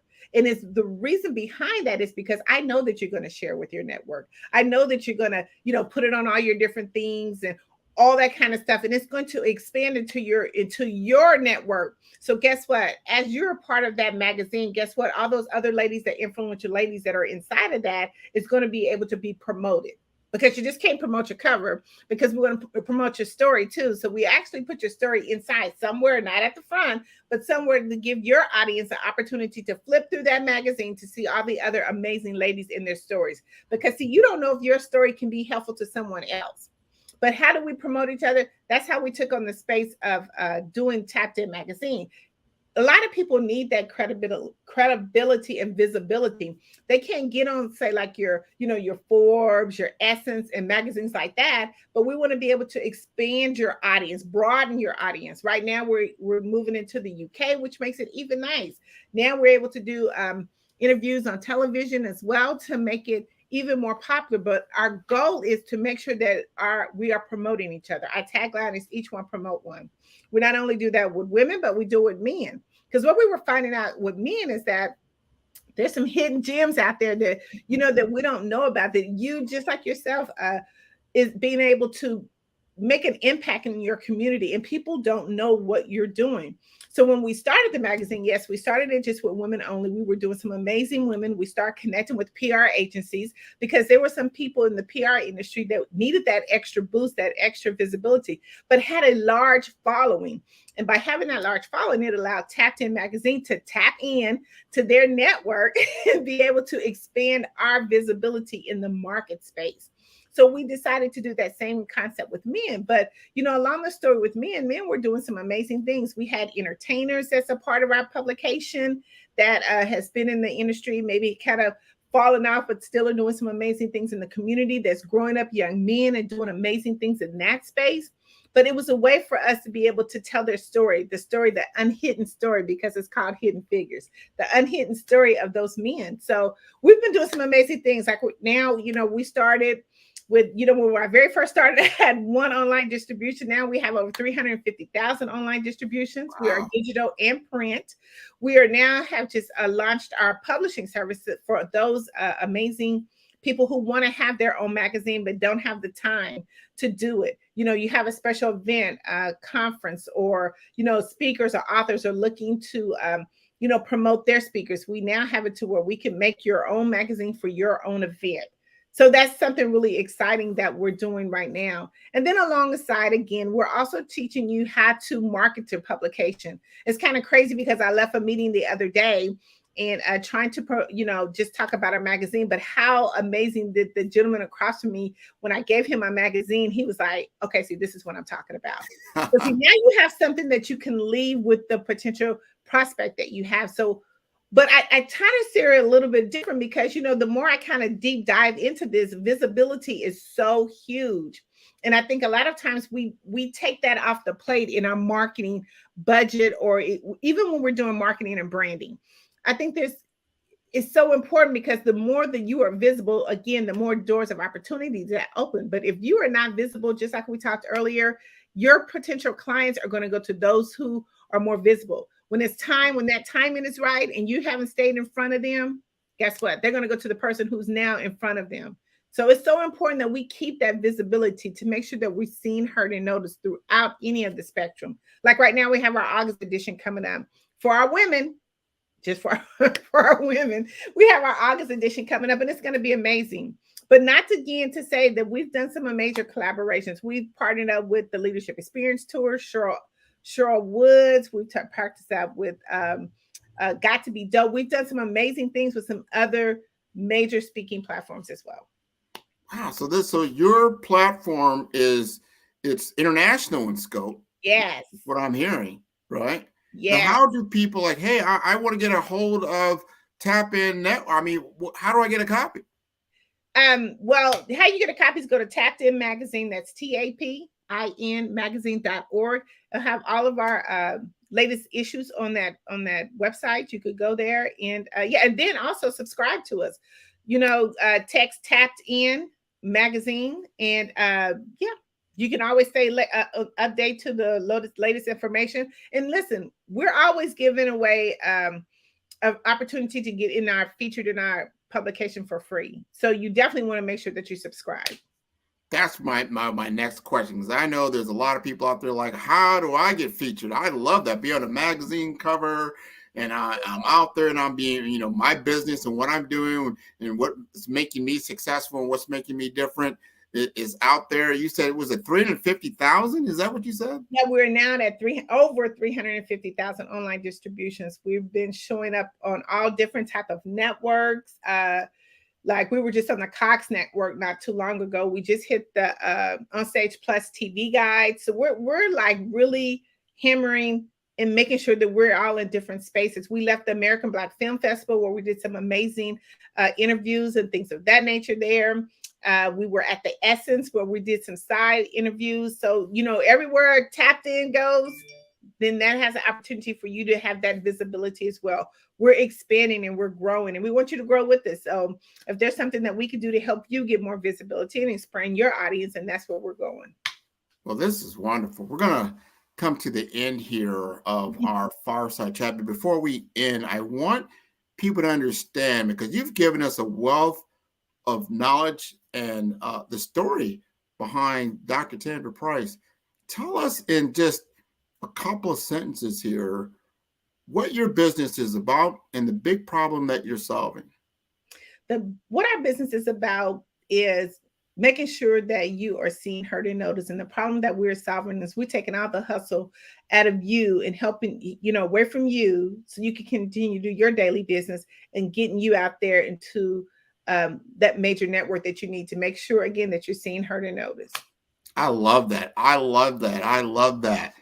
Dr. Tandra Price, this has been a wonderful fireside chat. I am a big fan of yours. I can't wait to be in the magazine myself. That would be pretty awesome. But I know Dr. Kelly will be in that magazine, and you're promoting the Black Business Network, the Black Business Olympics, and I think that's wonderful. So we want to make sure our children, those K through 12, are getting their opportunity to get noticed, to get visible. Let's change the narrative together. So yes, genius is common, and I will see you on the other side. Thank you so much. Wow, wasn't she now wonderful? She is just a fantastic person.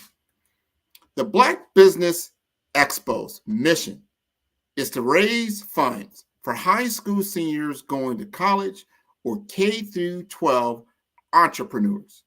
This expo is a fundraiser for students. You may go to www.blackbusinessexpousa.com to donate to the scholarship fund, or use the Cash App that's on the screen below. That's $BBXUSA. Our goal is to give laptops and up to $5,000 to 10 students. Students can register online at www.blackbusinessexpousa.com. Every dollar counts. So we want to remind you to donate to the scholarship fund. We want to thank our Black Business Expo USA sponsors for July 2023.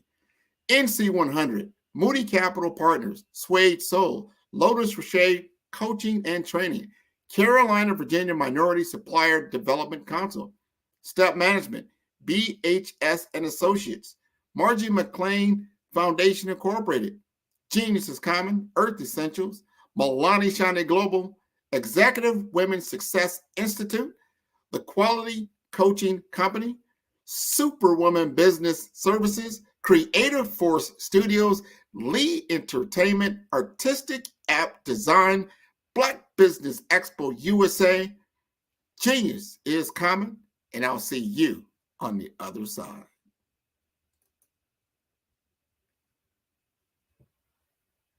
The Black Business Expo's mission is to raise funds for high school seniors going to college or K through 12 entrepreneurs. This expo is a fundraiser for students. Please, you may go to www.blackbusinessexpousa.com to donate to the scholarship fund, or use the Cash App at $BBXUSA. Our goal is to give laptops and up to $5,000 to 10 students. Students can register online at www.blackbusinessexpousa.com. Every dollar counts. Please donate to the Black Business Expo USA Scholarship Fund.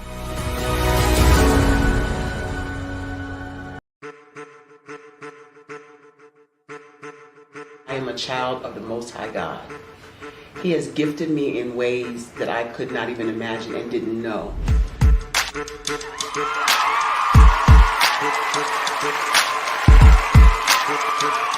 There was a time when I didn't know who I was. I listened to other people tell me who I should be, what I should do. I listened to people telling me that I should be a boutique owner, that I should be a construction manager, that I should be a laborer. Have you ever felt like you should do something else, be something else, go somewhere else, be wherever you wanted to be, and you felt like you were in a box. Anybody in the room? And you couldn't get out. Anybody in the room? And you kept trying to go and you couldn't get out. Anybody in the room? But let me tell you, you need to rock the box. Rock the box.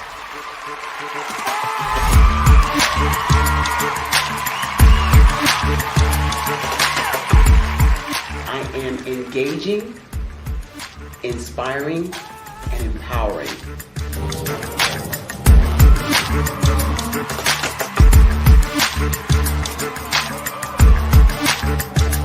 I would give you everything I know. Just by touching you, if I could, by osmosis, give you every single thing I've learned, I've gone through, I know I would. We know that's not possible, but as it is possible, I love to share information with people. Some of you out there, people have told you that you can't be, you can't have, you can't do. But I will tell you, like Kingston said, you can, you must, and you will. If it's to be, it's going to be me. You got to say it. If it's to be, it's going to be. If it's to be, it's going to be. If it's to be, it's going to be.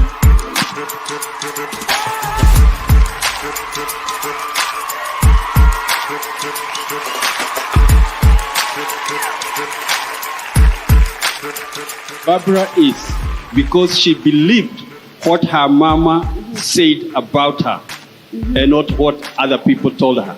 Every day you wake up, when you're in a situation, it's your choice whether it's an advantage or the disadvantage. She gained her confidence and her life, and now she is a testimony.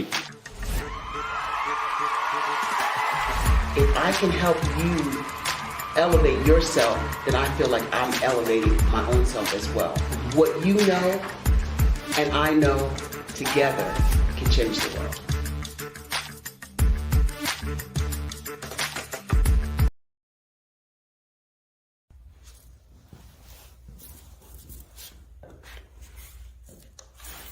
How you doing? I'm Rodney Allen Rippey. Yeah, the child actor. Well, now, leading man. Some of you might remember back in the day, the Harlem Globetrotters popcorn machine. Remember that? Well, it was a Saturday morning special that would come on, and I was there with Geese and Tex and Meadowlark Lemon. Remember the show?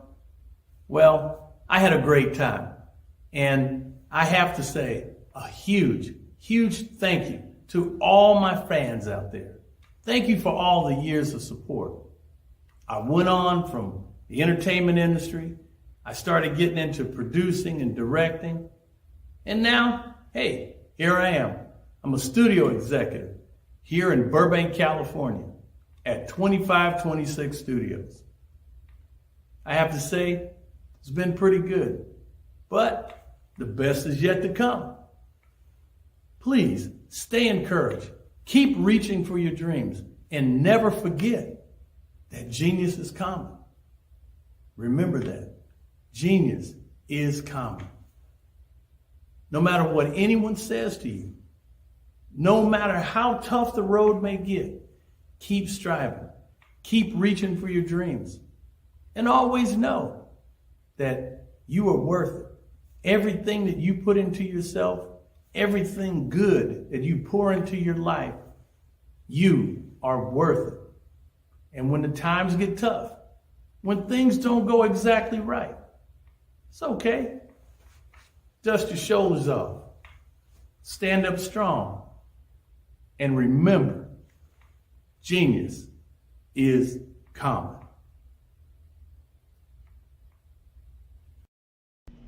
Why do I do what I do? You know, my life coach asked me that a few years ago. And she said, Tony, what's your why? And I told her, and she said, girl, you've already accomplished that. Perhaps you need a new why. Hi, Tony Harris, Amy Hoydu with Say It Said Marketing, one of your students.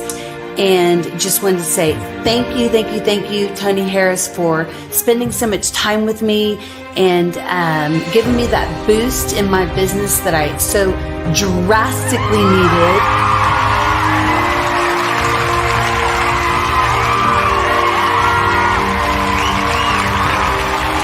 Amplify is to touch, move, and inspire my clients to take drastic steps to be better than they were before they met me. I'm a resource. I'm a connector. I want to help people build deeper relationships that are beneficial to their life and business. That's what I do best. So, first thing you got to do is show up. And speaking is a way to magnetically attract your ideal client to you. How many of you use social media that way? Absolutely, and this is how you look to the world. Drastic steps are the steps that are needed to be successful. And my business is drastic denotes a mindset. Getting out of your comfort zone. Doing something that you don't necessarily feel comfortable doing, want to do, but you know it's a necessary step to be successful in your business. I get the most satisfaction when I see my connections flourishing into relationships long after I am gone. Hi, my name is Jasmine Augustine with Media Jasmine, and I've joined several networking and referral groups in the area. And Network in Action Northeast Houston with Tony Harris Taylor is one of the best organizations that I've joined. I love that piece of what I do, and it is what fuels my fire.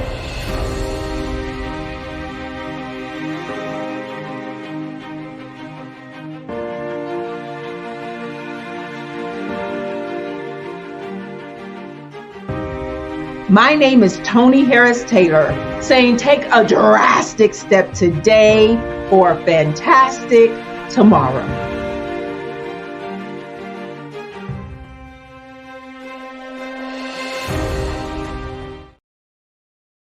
Phenomenal Tanya T. Wise, who is here from the great state of Maryland. Tanya, welcome and thank you for being with us today. Can you indulge our audience a little bit and tell them just a little bit more about who you are and what it is that you do? Well, I love being able to talk to people and have a magnetic attitude, being able to just show them. So I always like to say, level up is Coach at Tanya T. Wise here. So can you tell our audience, just give them a teaser about what your presentation will be about? So my philosophy is that we should all be living our dream life. So tomorrow I'm going to talk about how you start living your dream life. What are some of the things that you thought about in your childhood that you just kind of let go and dormant? Wow. And I want to reignite that and just give you some pointers and some tips, some tools, some strategies to be able to start living your best life now. And guess what, Rhonda? And leave an inheritance for your legacy. Oh my goodness. Okay, I know that's resonating with a lot of people. I've heard that you have a dynamic coaching program. Can you tell us a little bit more about that? Absolutely. So our coaching program help people that have the lack of time, that lack strategies, and lack the confidence to go after their dream life. So we help them implement tools, we help them implement strategies, as well as give them resources so that they can live their best life now and leave that inheritance. Wow. Oh, I love that. I love the leave the inheritance part. Listen, you are dropping some major nuggets, and I know a lot of what you're saying is resonating with a lot of people, but I think we're all curious. How did you even make this transition into the speaking and coaching arena? What's the story behind this? So I started out in finance, and I realized that a lot of people don't necessarily go after their dream life because of the lack of finances or the education behind finances. But it wasn't until I lost my firstborn, my only son, that life changed for me. And where I was going after it all, living the corporate life, hit my 6-figure income and living in my dream house with my dream man, driving my dream car. I nearly lost it all when I lost my son. And so I realized it only takes one financial catastrophe that can change your entire life. That's what made me start All New Beginnings. Because no matter what's going on in life, there's a new beginning. And because of that, we developed a program called Wise Minded. My little slogan is, don't just dream it, let's live it. If they want to connect with you or work with you, what is the best ways for them to be able to do that? Well, for my social media guru, you can connect with me on every single social media platform as Tanya T. Wise.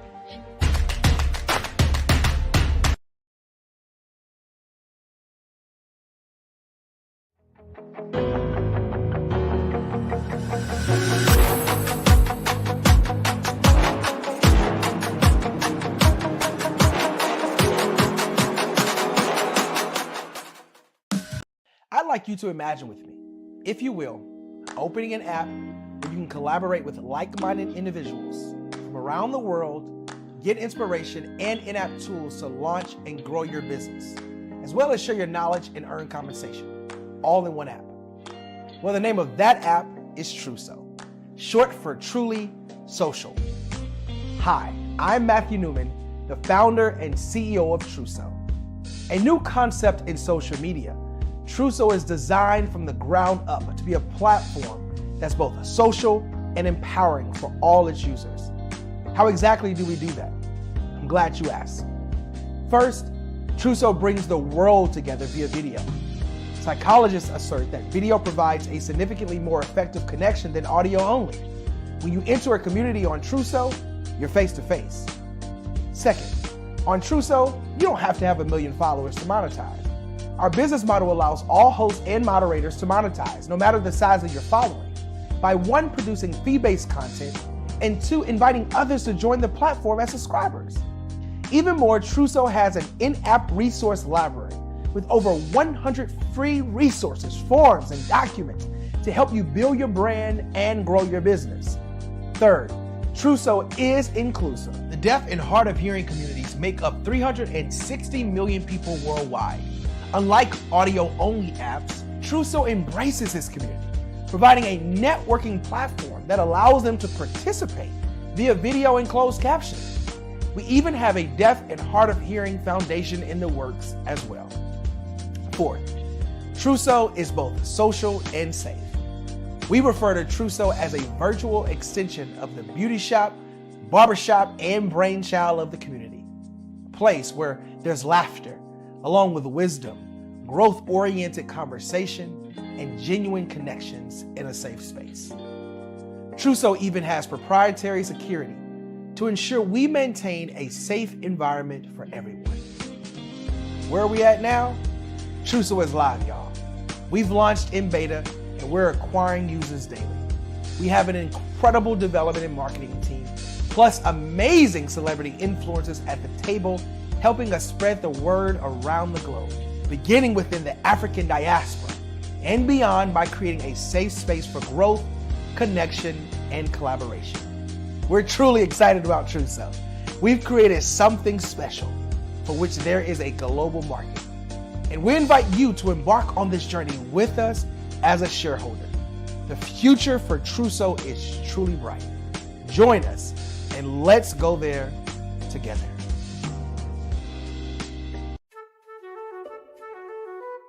This is Dr. Arnold T. Petsworth. He's the owner of Petsworth Vet World, a veterinary clinic in Hopton, Connecticut. His patients include dog, cat, frog, fish, Goldie, dog, and this alpaca. Due to doctor-patient confidentiality, we can't tell you their names. Business at Vet World was steady, and then quarantine hit. Neighbors brought new four-legged friends into their homes. Bunnies. Bunnies everywhere. Dr. Petsworth welcomed these new patients with open arms. The only problem? There were more appointments than he could manage. That's when Dr. Petsworth turned to his American Express business card, which offers spending potential that's built for his changing business needs. He decided to hire a new assistant, Julio, and with spending power built for business purchases, he used his card to furnish a new exam room. Together, Dr. Petsworth, Julio, and American Express Business made sure all the pets of Hopton got the love and care they deserve. And everyone was happy. Get the card built for business by American Express.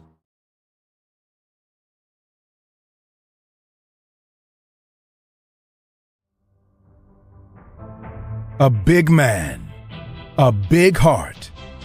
Let's go. Jackson Crisp is a tech startup founder, business consultant, and captivating public speaker, reaching the professional level as a former NFL offensive tackle. Jackson always brings it. With a degree in engineering from the prestigious Colorado School of Mines, and over 2 decades of project management experience, Jackson has honed his skills in training high-performing teams and leaders. The recipient of several patents and trademarks, Jackson is also a subject matter expert, regularly presenting on topics related to projects, processes, and systems. As a paid speaker, Jackson has a unique ability to connect with audiences of all backgrounds. His captivating storytelling and genuine approach inspire and educate, leaving audiences motivated and ready to act towards achieving their goals.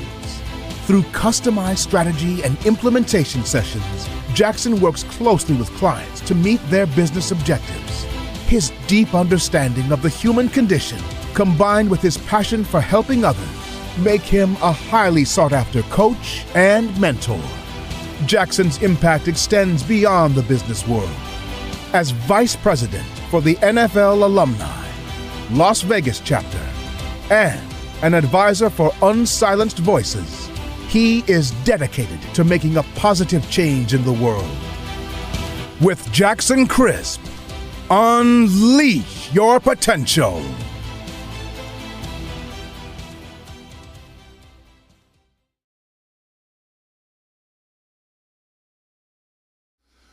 And then the last thing is, you can have those first two things with the wrong intention and bring damage to the earth and the world and to each other, or some level of it, or you can be heart-centered, and that's the heart, and bring life and wellness to the world. And the world needs that today. Thank you very much. Jackson Crisp.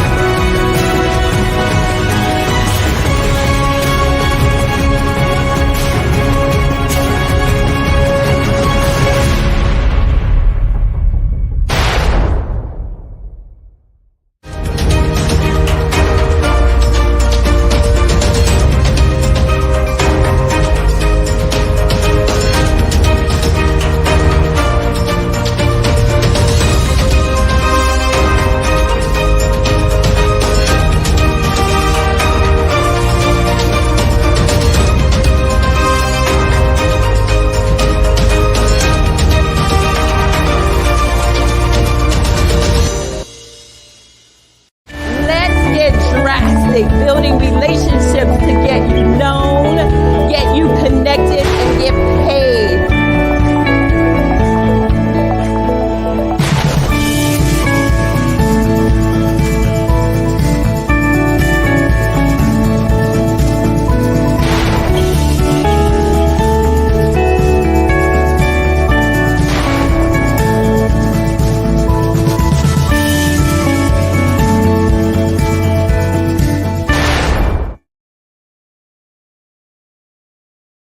I was born in a little village on the island of Haiti. Many deadly diseases pounded me. It is as if they were on a mission to end my existence on this earth. I refused to give up. In 1983, I left Haiti and came to the United States of America. And I came with $5, 2 shirts. I didn't speak any English. I came to Atlanta. I got a job. I was a doorman. I was a doorman with a dream. What I used to come on stage. I'd rehearse this moment that I'm standing in front of you. That's the power of a dream. Maybe today is the day you begin acting as if you already have it. And then step out with full force. Take a risk. No condition is permanent. Don't let your situation distract you. You are chosen. You are called. You are born for a purpose in this life.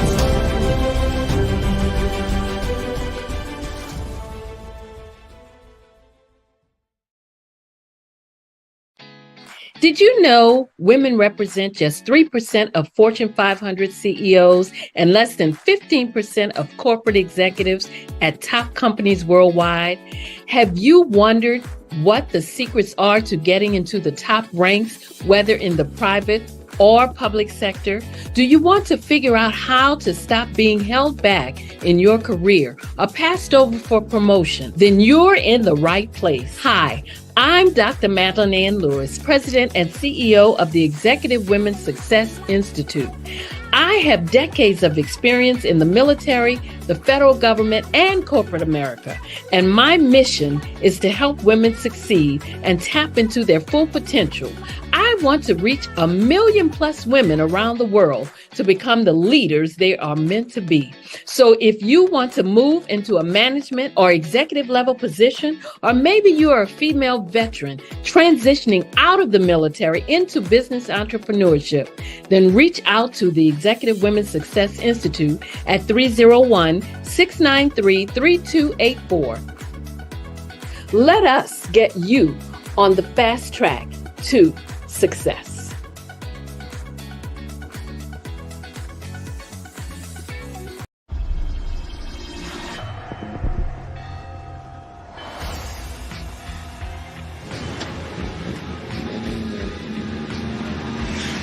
La connexion. La connexion.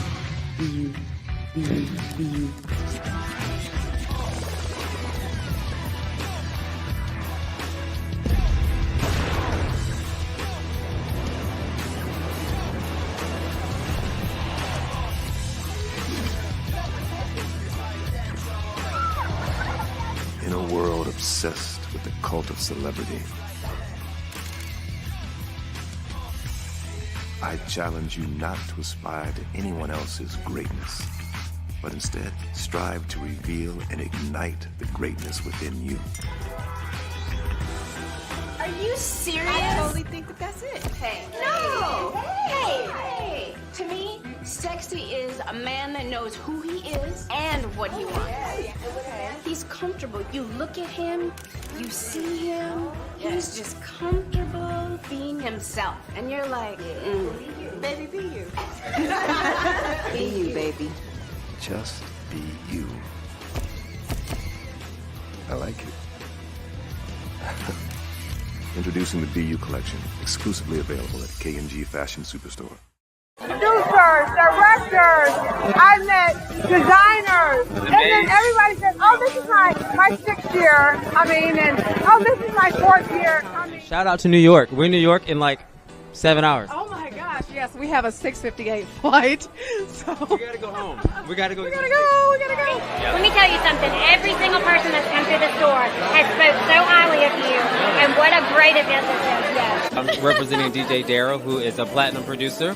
He did the hit track for Tupac Shakur, Keep Your Head Up, Snoop Dogg, Keisha Cole.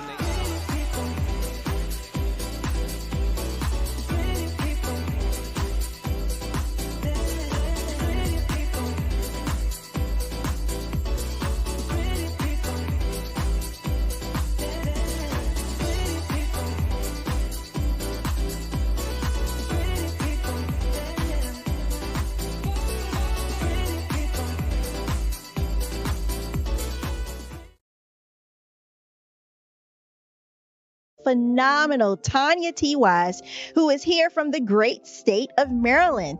Tanya, welcome and thank you for being with us today. Can you indulge our audience a little bit and tell them just a little bit more about who you are and what it is that you do? Well, I love being able to talk to people and have a magnetic attitude, being able to just show them. So I always like to say, level up is Coach at Tanya T. Wise here.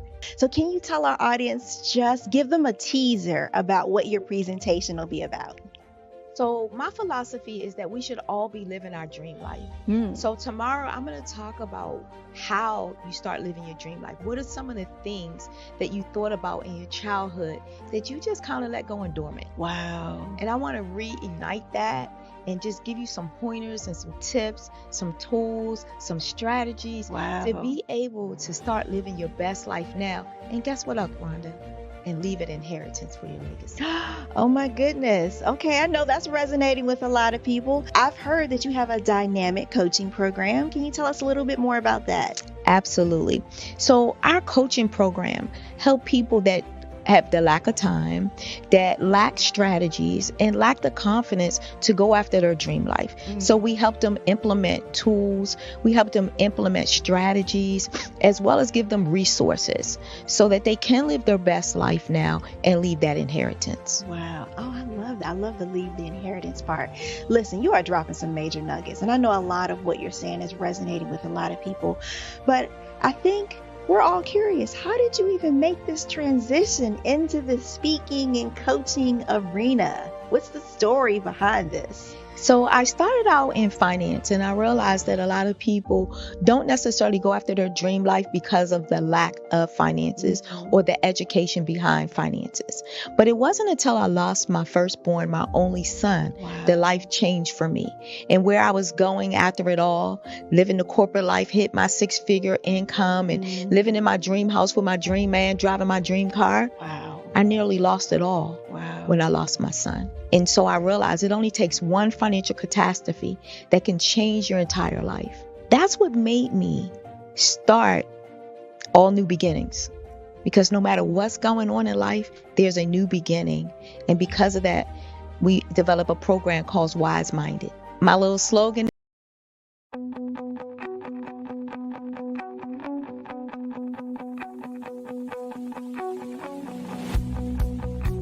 I am Black business. From the moment I wake until the time I sleep. Yes, I am Black business. I am Black business.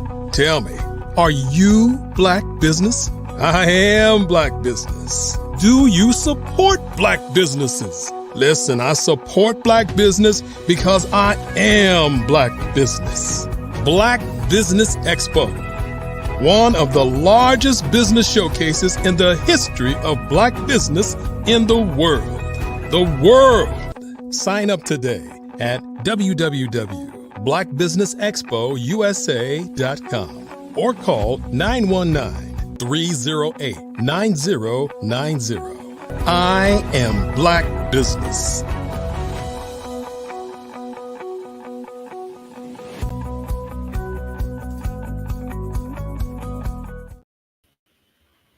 Good afternoon, everyone. Business owners, entrepreneurs, thought leaders, and corporations.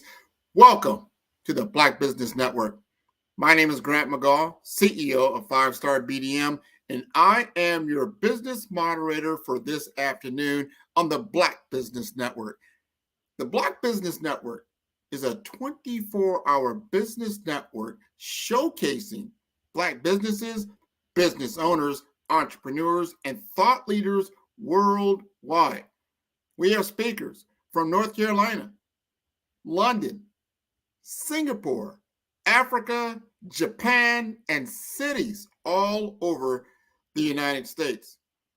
The Black Business Network is a global community sharing its business knowledge to empower, inspire, and educate businesses about business.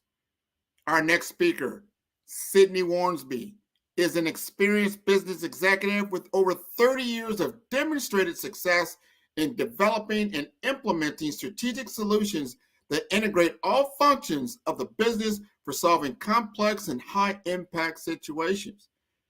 He has proven results in leading teams for business startups, business turnarounds, and transformations, new product development, and implementation of Six Sigma and total quality management techniques.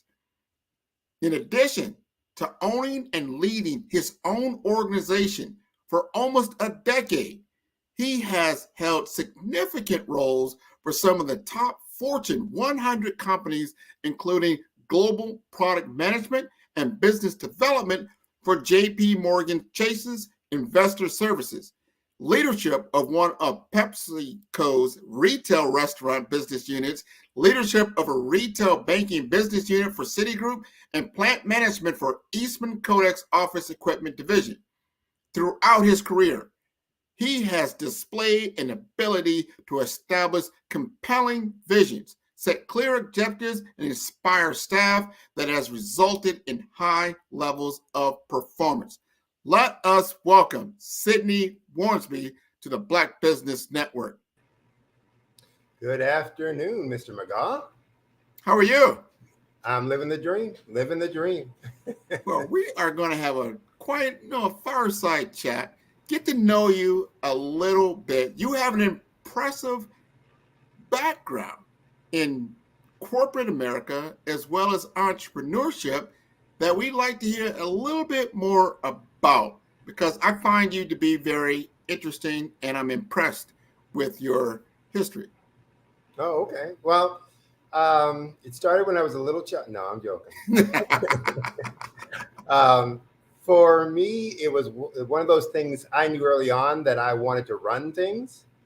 I didn't really care whether it was, at first my own thing or somebody else's thing, but I wanted to be the decision maker. And so, early in my career, I just looked for things that I liked to do, things I was interested in, and that allowed me to put tools in my toolbox to get me along the path to be able to run stuff, run a business, run a company, run an organization, et cetera, et cetera. So every opportunity I selected or that I chose or that I accepted was based on that. Does it give me a tool, that allows me later on to be able to run things more effectively? And, I progressed through corporate life until I decided I'd done everything I needed to do there or wanted to do there, and moved on to entrepreneurship and working for myself. So you make it sound so easy, but I know it was not, because you have to traverse across a field of challenges to get to the levels that you got to. Help us understand. Now we're talking about, we've got K through 12 students, people are going into college, people are now getting into that early career section. They probably are hitting that minutia. They've got their education, but now they've got to apply it. What were you doing? Because you're talking about in a time period where there were not a lot of people in color in certain management roles and in executive leadership. What were you leveraging at that time to get noticed and to be able to execute at a high level? Well, at first I'd say, yes, there were very few, if any, people of color in leadership roles, CEO roles, even management roles. That's not that different today, although there are more. The percentage of them is still pretty small. But I guess I start with, and I tell folks all the time, I just had a conversation with a young entrepreneur mentoring him the other day, that often people start with, I want this kind of job title. I want to be and name the title, put it in there. And that's often, I think, counterproductive because it's too narrowing and confining. And that means you have to know exactly what that title does. And that's exactly what you want.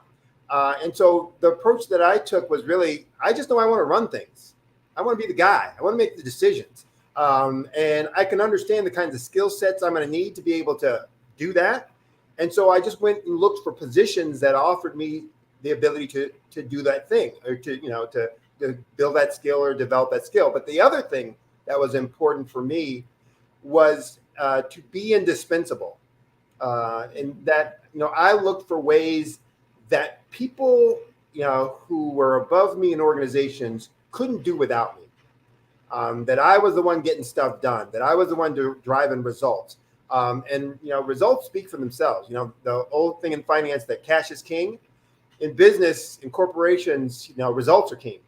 And that's actually one of the slogans for my business. Results are king. You deliver results. People want you around. They want to use you. They want to, kind of tap into your knowledge, your experience, et cetera. And so I've always focused on delivering results, delivering outcomes, understanding clearly what it was that somebody wanted or needed. And in fact, one of the first questions I asked in the interview process when I was interviewing with someone, when they would open it up and say, okay, do you have any questions? Yeah. First question is, a year from now, how would you know if I'm successful in this position? And they would talk and I'd write it down. And so I knew if I accepted that position in that first year, I needed to deliver that. Now I was going to deliver some other things, things that I wanted, things I was interested in as well. But I needed to make sure I delivered that because that's how they were going to measure me, et cetera. And then I looked for other ways to deliver even more. So I think, making yourself indispensable, delivering results and outcomes makes you, someone that everybody wants on their team, whether you're in a corporation or whether you're doing consulting and coaching. And that's all I look to do. Well, let's unpack that just a little bit, because first of all, that is a very, very good advice for anybody today, or even when you got started, to be results oriented and understand what it takes to be successful and acquire the skill sets needed to produce that type of outcome. Mm-hmm. Tell us a story, meaning one of your first successes, because this is the key. Because no matter who you are, where you come from, what your background is, if you're delivering on the bottom line, you're going to get noticed. When was the first time you delivered at a level to where you got either a promotion or you got the visibility you were looking for? Well, I'm not going to talk about the first time I got a promotion. That was early on in my career. I'm going to talk about the first time that someone questioned my capabilities and that I was still successful, and then got recognition and a promotion. And so I'm not going to mention many names, but I was working for Pepsi at the time in a restaurant division.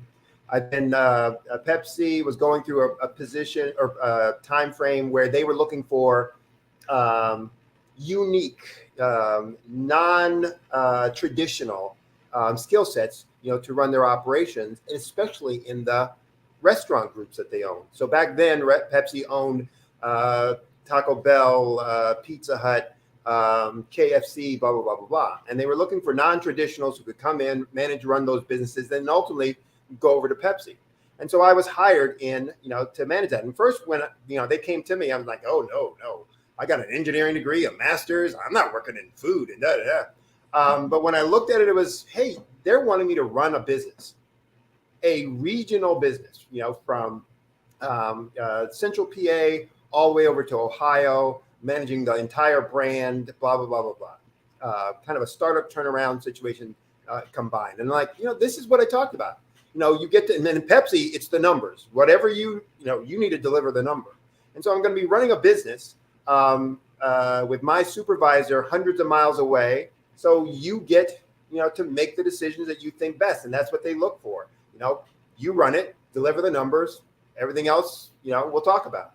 And so I took the role and was doing great. The person who had hired me, well, I shouldn't say I was doing great. I was meeting the expectations, delivering, but they gave me a region that was in turmoil and wanting to grow. And I was making the changes. And I had the path and the strategy and the plan all down. Here's what I'm going to do first, next, then blah, blah, blah. And I'm going through and I'm hitting all the numbers, right? Hitting all my milestones and my posts. But the supervisor changed. My ZVP, my zone vice president changed. And the new person came in. And this person didn't care about where I came from, what I picked up. All they cared about was the number relative to, the number he was responsible for. And so he wasn't looking at the progress. And he started questioning my ability. Can you do this? Can you da-da-da? I think this should be. And that was the first time in my life, in my career, anybody had ever questioned, can I get the job done? Someone suggested, well, maybe you should look for something else. Not, one of my cohorts or whatever. Well, maybe you should look for something else before something. No, I got this. I'm going to do this. I'm going to get this done. Da-da-da. Well, I kept going on my plan, kept moving down, the track in terms of what I had put in place. The net was 6 months later. And then what was important for me was that this guy couldn't give me anything different to do. It wasn't like he had some bold plan. Okay, well, you need to do this. And when I would say, okay, well, any suggestions? Well, no, but. So I'm like, okay, then I'm just going to keep doing what I need to do based on what I believe in. And so I did that. 6 months later, not only had we achieved actually it's I think 9 months later, had we achieved where I was looking to go, my group had gone from being ranked 138th in the division to ranked number 4th in the division. Was recognized as one of the lead territories and markets. Then had people from corporate coming out, interviewing my staff and my team, videotaping what we were doing. We got selected to this group who then got to change the entire way the division was run by putting in the policies and procedures that we had established within our group.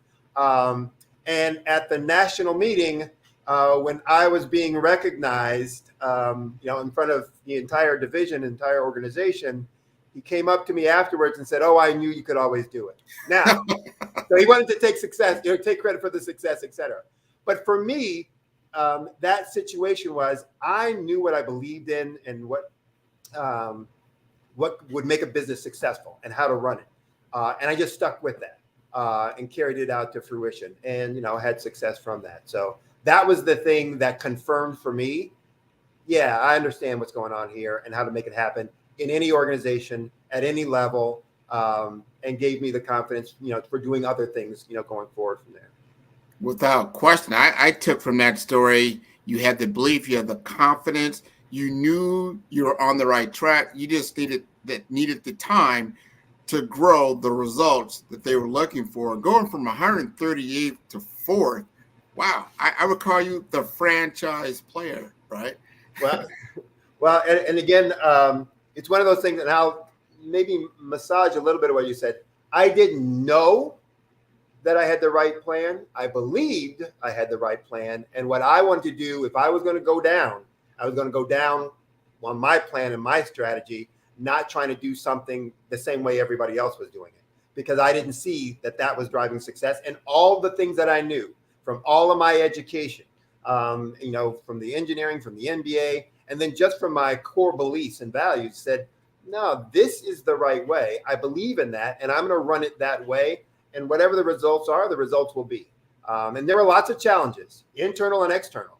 There weren't a lot of folks, outside of a few in my team that I had hired and brought on to make that change.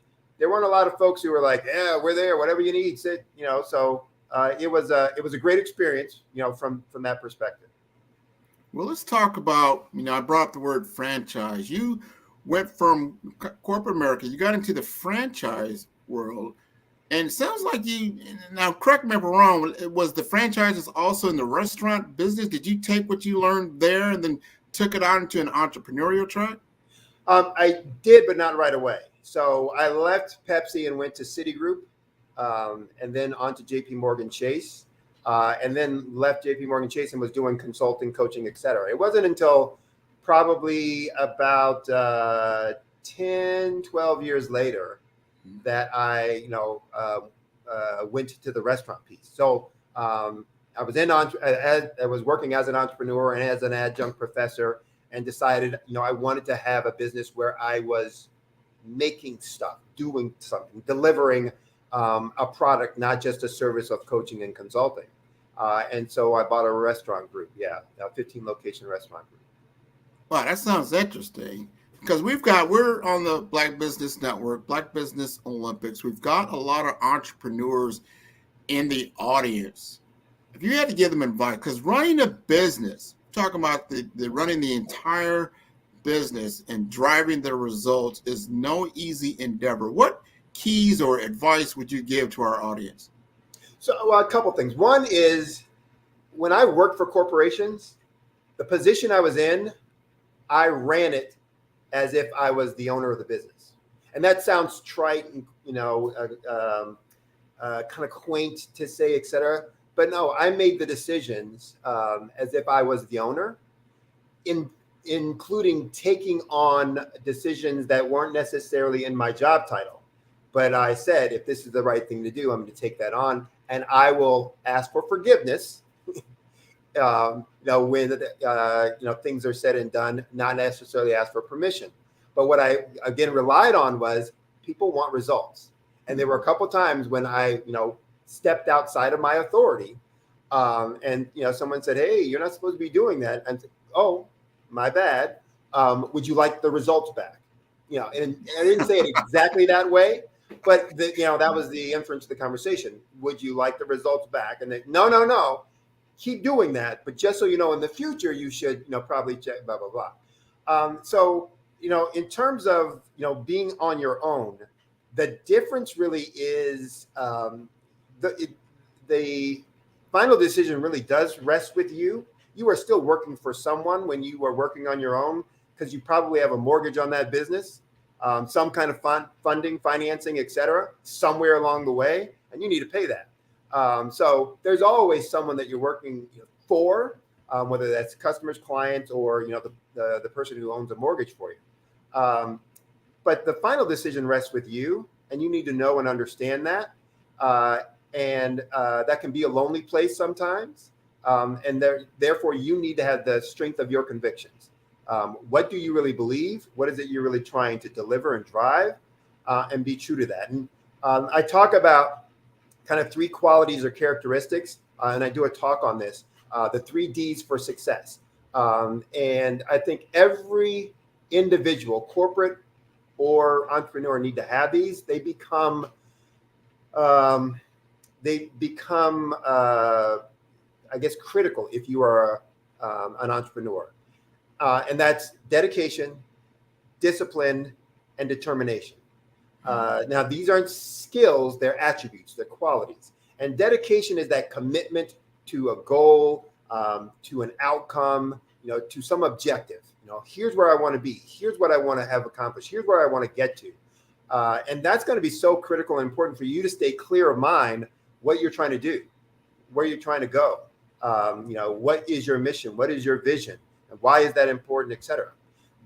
Discipline is about commitment to a process, an approach, a strategy, a way of doing or being.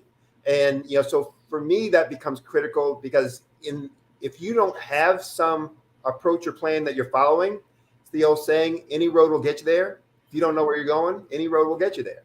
So you can just meander, and that's not very productive as an organization. It's not very fun for your staff when they're trying to follow, because they don't know where you're really going, et cetera.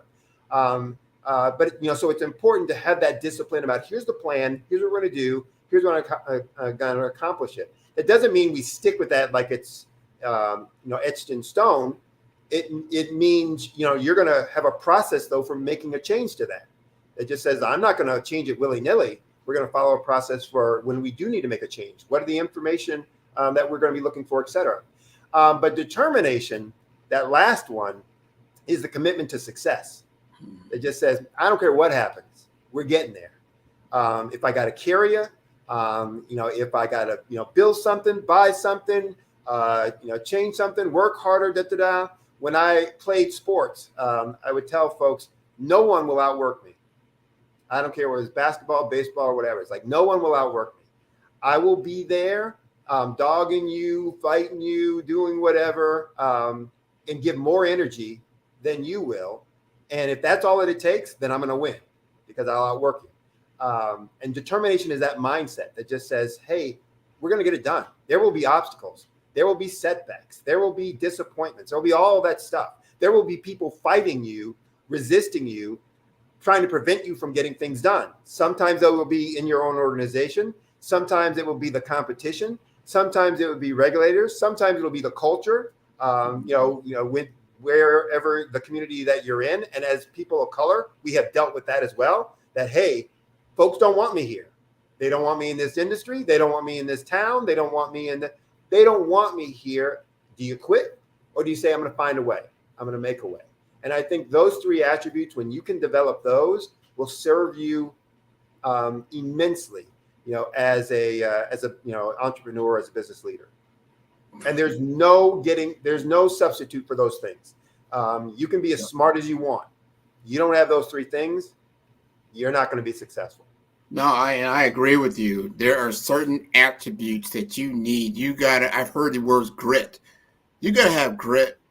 And you got to, you got to have that belief. You've got to have that get up and go.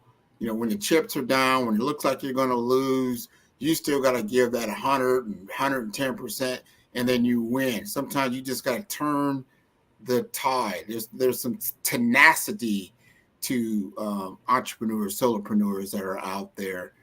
Talk to me a little bit more about what I have found in the space of entrepreneurs, and I say specifically for Black business owners. They're very, very good at what they know, meaning if they are, running a business and they're into their particular skill set of what they know. They're the technician of that business. Right.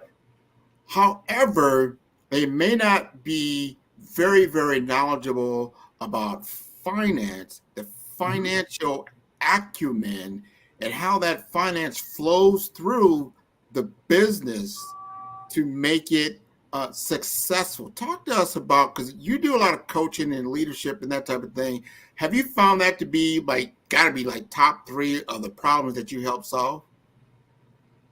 Yes. So I'll say this, that there's the difference between knowing the business and knowing the business of business. And so the point that you were making, Grant, is that most entrepreneurs, solopreneurs, business owners know their business. They know plumbing, they know construction, they might know marketing, they might know accounting, they might know all of the things that are the technical aspects of their business. But you have to know, as a business owner, you have to know the business of business.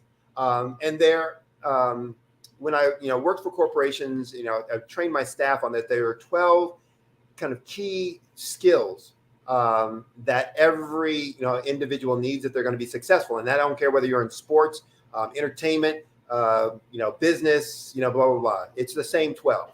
So Michael Jordan, who ran General Electric, had these. Michael Jordan, who ran the Bulls, had these. I'm not going to go through all of them, but they were things like your technical knowledge, what you know about your business or your responsibility, and how do you learn that? How do you take on new information? It's about people skills and people management, relationships with others. It's about cost management, about planning an organization, decision making, resourcefulness, creativity, blah, blah, blah. So it's all those kinds of things. And, in running the business, planning an organization, which gets into, what is our, strategy going to be? Where are we going to go? How are we going to get there? Managing the people side of things, understanding how to assign people to responsibilities and duties, how to organize your team into, well-performing groups, but also in terms of the financial planning and financial aspect, managing your P&L, managing your balance sheet, knowing how to analyze and understand when opportunities are being presented or in front of you from reviewing those balance sheets and those other financial reports, et cetera. All of those are also critical in terms of being successful as a business owner. And if you ignore those only for, focusing on the business, the technical aspects of the business, you're not going to be successful. Things will reach up and kind of grab you by the ankles and trip you up, or will sneak up behind you and, kind of bite you in the behind. And neither one of those are great. And so what we want to do is make sure that we have a, kind of holistic approach to that and managing, the business, all aspects of the business. There are things that you're not going to be great at that you can then assign someone else who's better at it, than you, if you're going to have direct reports. If you don't have direct reports, other people working for you in the business, then, you need to find a way that's going to make all of those things, active underneath your responsibilities. So there was a gentleman who was an entrepreneur when I was I was still working for corporate. Talked to me in a mentor group, and his logic was, if you look at an organizational chart with all the boxes, he said, when you are an entrepreneur, if you don't have somebody else's name in the box, your name is in that box, because it still has to be done for the business. And that lived with me. It's still today. That I still create those organizational charts when I'm working with volunteer organizations, not for profits. As a volunteer, I look at that box and I start, whose name's in there? You don't have a name in there. So who's doing that? Nobody's doing it, or you're doing it as the director, da-da-da. So it's the same thing as an entrepreneur. There's no name in the box. Your name is in the box. It's still got to be done. How are you doing that? Well, we've got a few minutes here, Sydney. I like that. Help us understand your business. Help us understand, and I love how you say your big, bold statement. Why should I be working with Sydney Warnsby? I'll say two things. One, I talked about before, results. I deliver solutions with results. Those results are doubling your profits usually in less than 9 months. By doing the things that I talk about, here, really looking at what drives growth in a business. And there are only 5 things that drive growth. And I look at those things. I look at what you're doing right now in those areas and what are the opportunities to be done or implemented. And based on that, we then start changing behaviors and changing processes and changing systems so that those things now start working for your business on an ongoing basis. We institutionalize those actions. So I'm very hands-on with my clients, but the net is I get stuff done. I deliver results. Specifically, I help CEOs, business owners, founders to implement those simple solutions that will double their profits in 9 months or less by growing revenues and growing profits. And that's my bold claim. And I stand behind that claim this way, that I guarantee it. Meaning, if I'm not delivering 2 times what you're paying me in a monthly fee, I will either refund that fee or I'll work for free until I'm delivering that. And again, that's just how strongly I believe and the strength of my convictions on what I do and how I can stand behind it. I know the business of business, and so I can feel confident in saying that. Well, I'm confident you can deliver. You've demonstrated that. You've got a track record. You've got the experience, and I believe in you, Sydney. This is wonderful. Tell us how to get in touch with you. Well, a couple ways. One, my website, I'm sorry, that's my second web. That's my consulting website. Let me give you this. Solutions with Results. Sound familiar? Solutionswithresults.com. Solutionswithresults.com. If you go on there, you can see more about what I do and how I do it. You will be able to, on the contact page, get my phone number and email address. There's also an Ask Sydney page where you can ask a question specific to your business. And I will get a response back to you specific to your business within 48 hours. You can also just email me directly, and I'll give my phone number here as well. You can email me at Sydney, SIDNEY W, Sydney W, at solutionswithresults.com. So again, Sydney W at solutionswithresults.com. Or you can call me in the US, it's +1 718-791-8707. 718-791-8707. One of the things I do with new clients is do an assessment of their business. That's free of charge. So if you're just interested in understanding all these things that I talk about and what impact it would have, you can contact me either via email or via phone, and we'll schedule some time for me to do an assessment of your business and to tell you what your growth opportunity is and the timeline for being able to achieve that. Well, this has been wonderful, Sydney. I want to thank you so much for sharing some of your experiences, your background, your expertise, and your genius. Well, thank you for having me on. I really appreciate it. And for those who are out there, I thank you for being generous with your time and listening to me. Absolutely. Genius is common, and I'll see you on the other side. All right. That was wonderful. If you ever want to know about business, how to accomplish business from a career perspective as well as a entrepreneur perspective, you just learn about it from Sydney. So let's talk about the Black Business Expo's mission. And I will tell you, the mission is to raise funds for high school seniors going to college or K through 12 entrepreneurs. The Expo is a fundraiser for students. You may go to www.blackbusinessexpousa.com to donate to the scholarship fund or use the Cash App that's on the screen below. That's $BBX USA. And our goal is to give laptops and up to $5,000 to 10 students. I will tell you right now that 5-Star BDM is donating 3 laptops to the Black Business Expo just to help our students get to next levels. So students can register online at www.blackbusinessexpousa.com. Every dollar counts. So we want to remind you to donate to the Scholarship Fund. We want to thank our Black Business Expo USA sponsors for July 2023. NC100, Moody Capital Partners, Suede Soul, Lotus Rocher Coaching and Training, Carolina, Virginia Minority Supplier Development Council, Step Management, BHS and Associates, Margie McLean Foundation Incorporated, Genius is Common, Earth Essentials, Milani Shining Global, Executive Women's Success Institute, The Quality Coaching Company, Superwoman Business Services, Creative Force Studios, Lee Entertainment, Artistic App Design, Black Business Expo USA, Genius is Common, and I'll see you on the other side.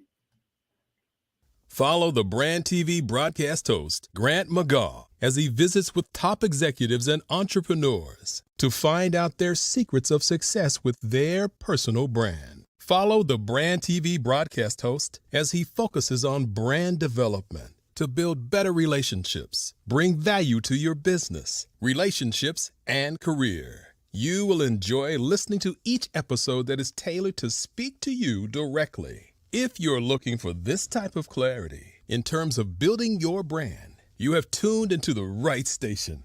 Each episode will help you to shape a conversation in the 5-Star BDM network of 20,000 professionals and become a springboard for your corporate engagement and business opportunities. Each guest will frame their story in the areas of personal branding, business development, career development, financial empowerment, and technology innovation.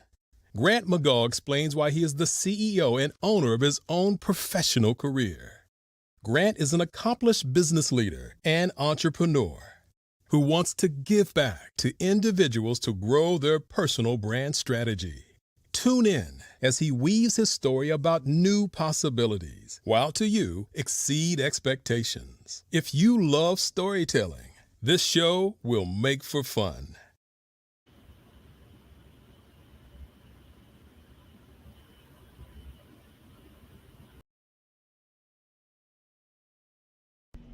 Why do I do what I do? You know, my life coach asked me that a few years ago. And she said, Tony, what's your why? And I told her, and she said, girl, you've already accomplished that. Perhaps you need a new why. Hi, Tony Harris, Amy Hoydu with Say It Said Marketing, one of your students. And just wanted to say thank you, Tony Harris, for spending so much time with me and giving me that boost in my business that I so drastically needed.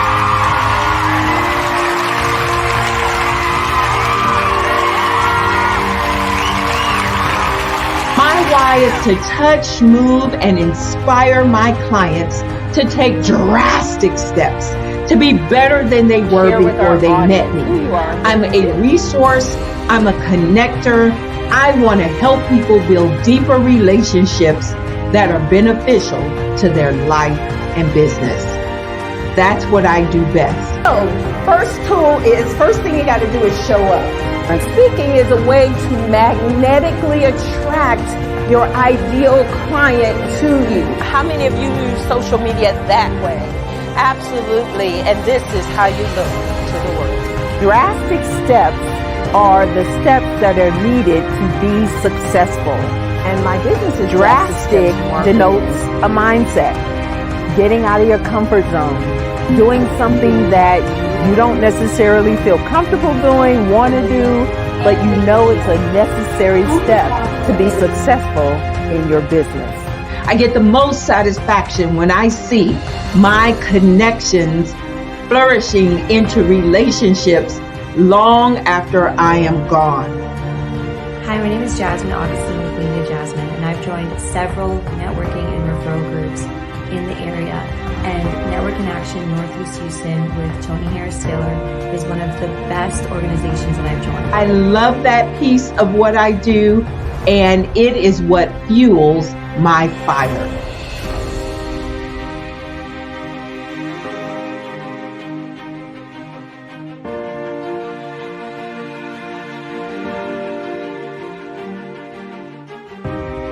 My name is Tony Harris Taylor, saying take a drastic step today for a fantastic tomorrow.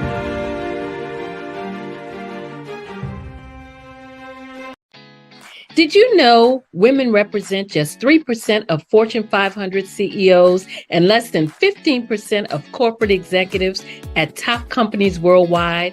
Have you wondered what the secrets are to getting into the top ranks, whether in the private or public sector?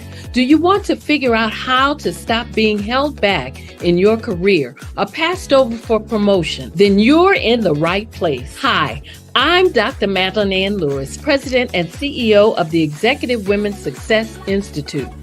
I have decades of experience in the military, the federal government, and corporate America.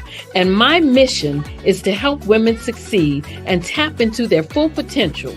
I want to reach 1 million plus women around the world to become the leaders they are meant to be.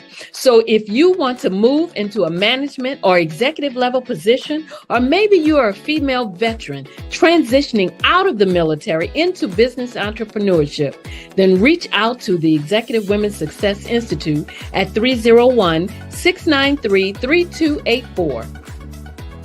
Let us get you on the fast track to success. Are you aware that showing off your expertise can gain customers and position you as an expert in your industry? Consumers need confidence to purchase, so let us showcase your knowledge by interviewing you for a 3 to 5 minute video. We'll position you as an industry expert with a customized interview style video, and for a limited time, we'll cover all production costs. Click this ad or call now for all the information.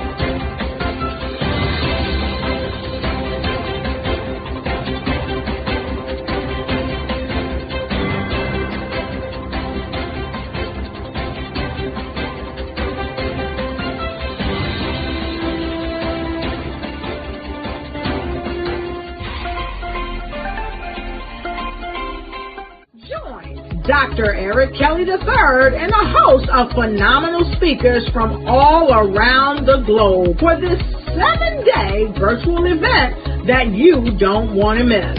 The mission of the Black Business Expo is to raise scholarship money from kids all the way from high school all the way from college. The Black Business Olympics is one of the largest Black business showcases in the world. It is an opportunity for businesses and companies to showcase their businesses globally. We are going to be giving away laptops up to $5,000 away to students.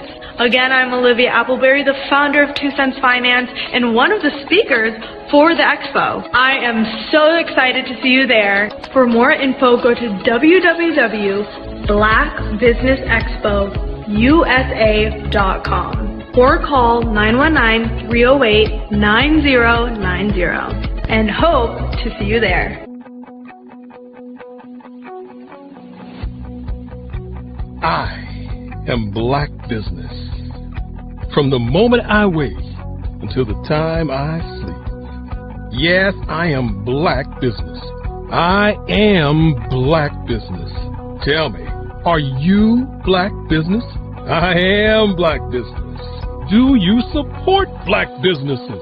Listen, I support Black business because I am Black Business. Black Business Expo, one of the largest business showcases in the history of black business in the world. The world! Sign up today at www.blackbusinessexpousa.com or call 919-308-9090. I am Black Business. I am Black Business. From the moment I wake until the time I sleep, I am Black Business. I am Black Business. Are you Black Business? I am Black Business. Do you support Black businesses? I support Black business because I am Black business. Black Business Expo, one of the largest business showcases in the history of Black America in North Carolina.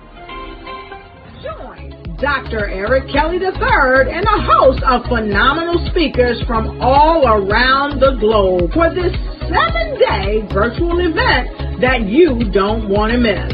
The mission of the Black Business Expo is to raise scholarship money from kids all the way from high school all the way from college. The Black Business Olympics is one of the largest black business showcases in the world. It is an opportunity for businesses and companies to showcase their businesses globally. We are going to be giving away laptops up to $5,000 away to students.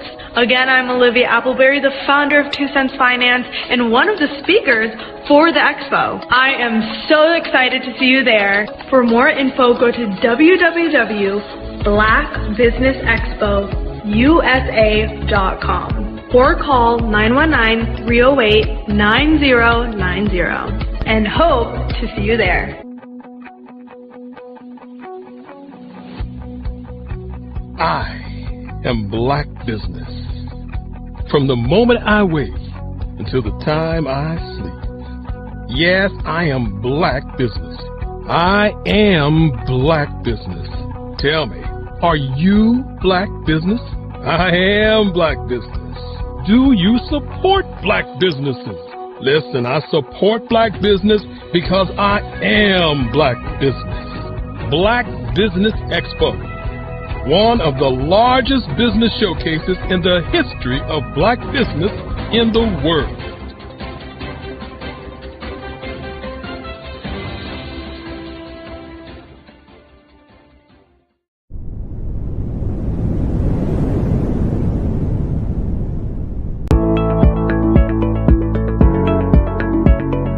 Prepare for what's coming and dominate in economic winter.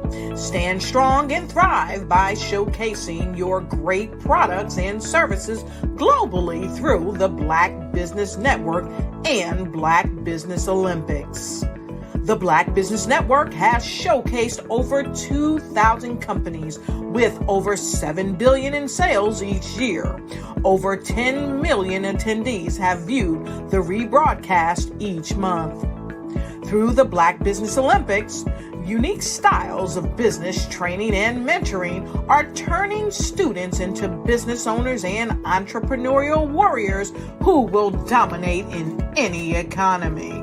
Gain the ultimate advantage of the Black Business Olympics, 7 days of unbelievable topics and speakers speaking around the globe. Donate your time and experience to provide expertise and scholarships to students worldwide and change the world.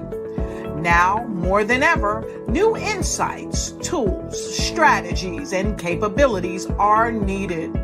This is your chance for a major presentation to the world. Fill out the form and join the more than 2,000 speakers who have presented to over 200 countries. Join the Black Business Network streaming live into the Metaverse, STEM City, Black Multiverse Enterprises, Hulu, Amazon, YouTube, iHeartRadio, Apple, Facebook, LinkedIn, Pod TV, IBM TV, Spotify, and Google Podcasts. Sign up today. Spaces are limited, and we will see you there.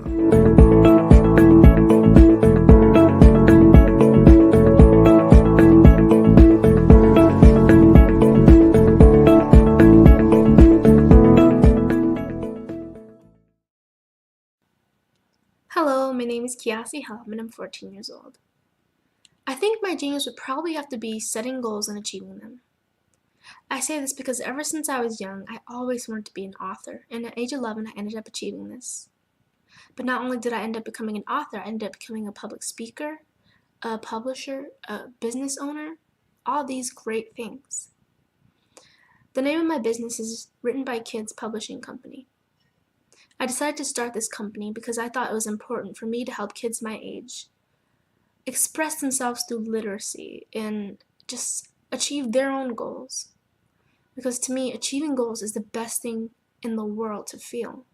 It's you just achieving things and aspirations that you set for yourself. And I know that everybody is capable of this because even if you don't end up achieving the goal, you still tried your best, and that's the most important thing. And everybody is capable of this because genius is common. Thank you.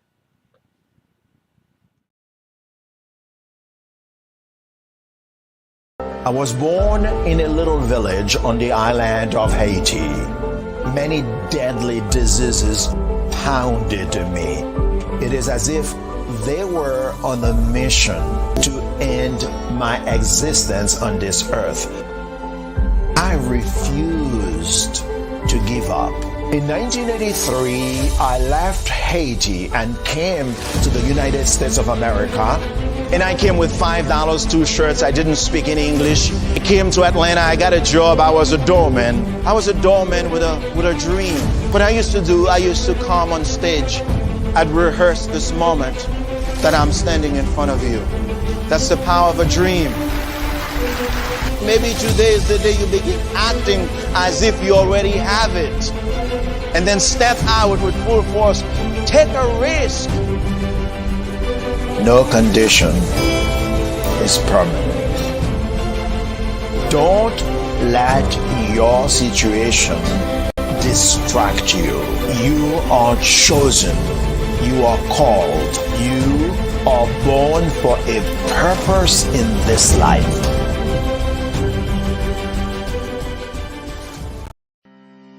Are you aware that showing off your expertise can gain customers and position you as an expert in your industry? Consumers need confidence to purchase. So let us showcase your knowledge by interviewing you for a 3 to 5 minute video. We'll position you as an industry expert with a customized interview style video, and for a limited time, we'll cover all production costs. Click this ad or call now for all the information. You'll want to experience the same 5-star service our customers love. So take advantage of this one-time offer. Click this ad or contact us now.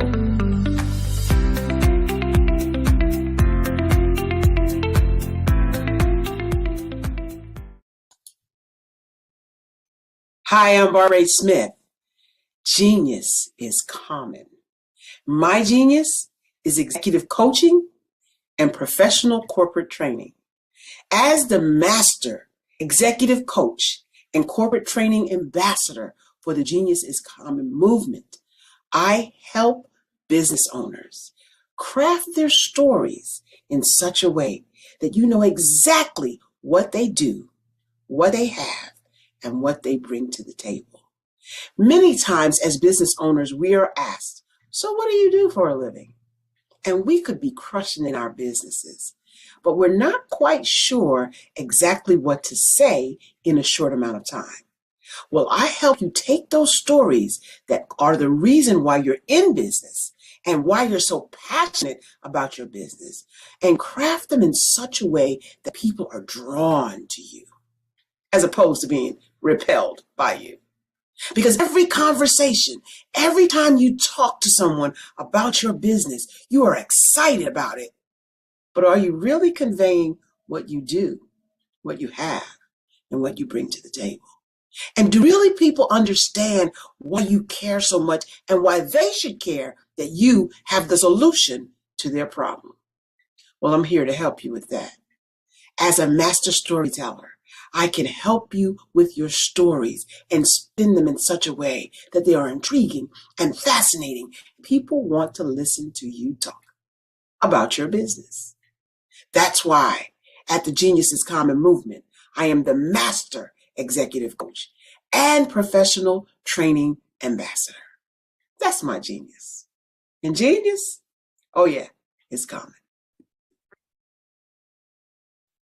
Hello, I'm Dr. Madeline Ann Lewis, President and CEO of the Executive Women's Success Institute. And my genius is helping women accelerate the path to success. You know, I was blessed to have strong women in my life who encouraged, motivated, and pushed me to do my best and to never even think about giving up on my dreams. So I say to women, we must show up to rise up. We have talents and potential, but who will see them if we don't speak up and get noticed? I know that women are a tremendous resource on this planet, and there is nothing more fulfilling than helping a woman tap into her full potential. I do this because I want to be a part of helping as many women as I can to show up, to rise up. I do this because genius is common.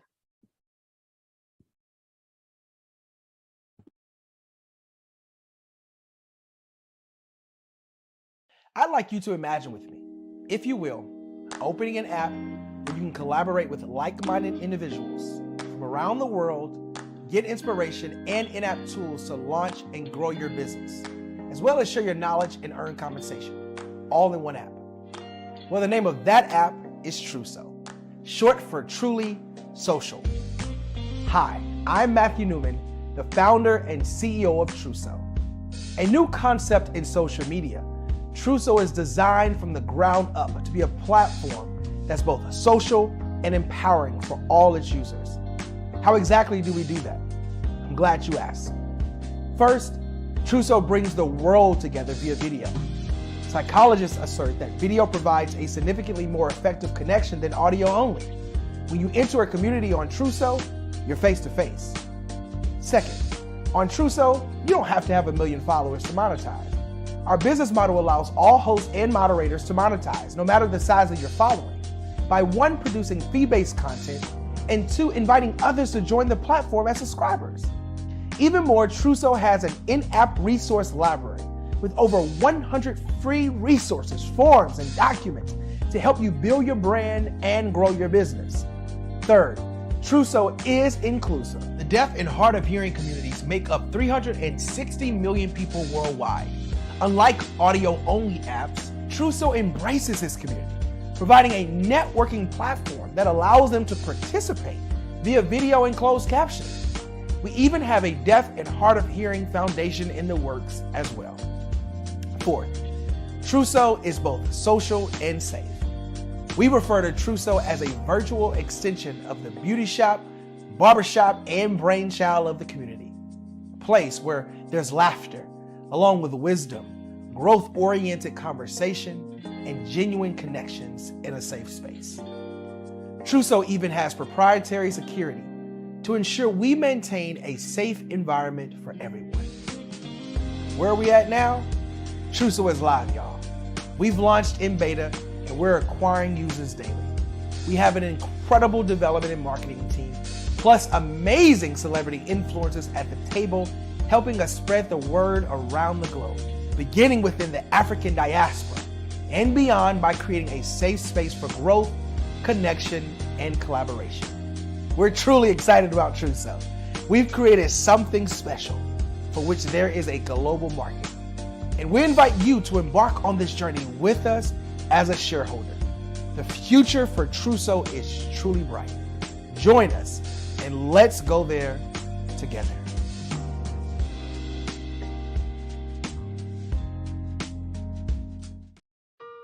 Hello, this is Israel, and I am CEO of Daydreams Interactive and author of Princess Planet. So, genius is common, and as a kid, I loved to daydream. Even as an adult, I love to daydream. And when my daughter became 6 and loved princess characters, but we just could not find the diversity that showed her, we created our own characters. So, for instance, you have Princess Nulu right here. Princess Nulu is from Uganda, and her genius is that she loves to take care of animals. She can actually even listen and hear what they say. And then we have Princess Isabella right here. Princess Isabella, she's from Cuba, and her genius is biochemistry. One day she hopes to eliminate disease. Then we have Princess Nia right here, and Princess Nia is based off of my daughter, and she is what she wants to be, the greatest dancer alive. So that's her genius. So what's your genius? My genius is my imagination. Genius is common.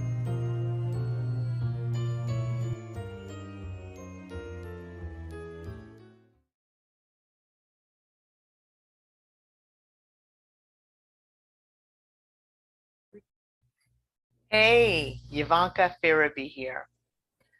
I'm the founder and executive director of Beyond the Shackles. We're a nonprofit that is still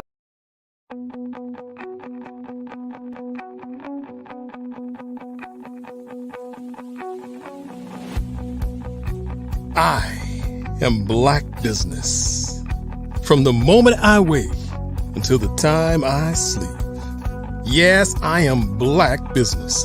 I am Black business. Tell me, are you Black business? I am Black business. Do you support Black businesses? Listen, I support Black business because I am Black business.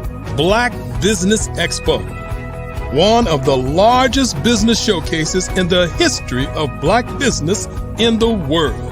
The world! Sign up today at www.blackbusinessexpousa.com or call 919-308-9090. I am Black business.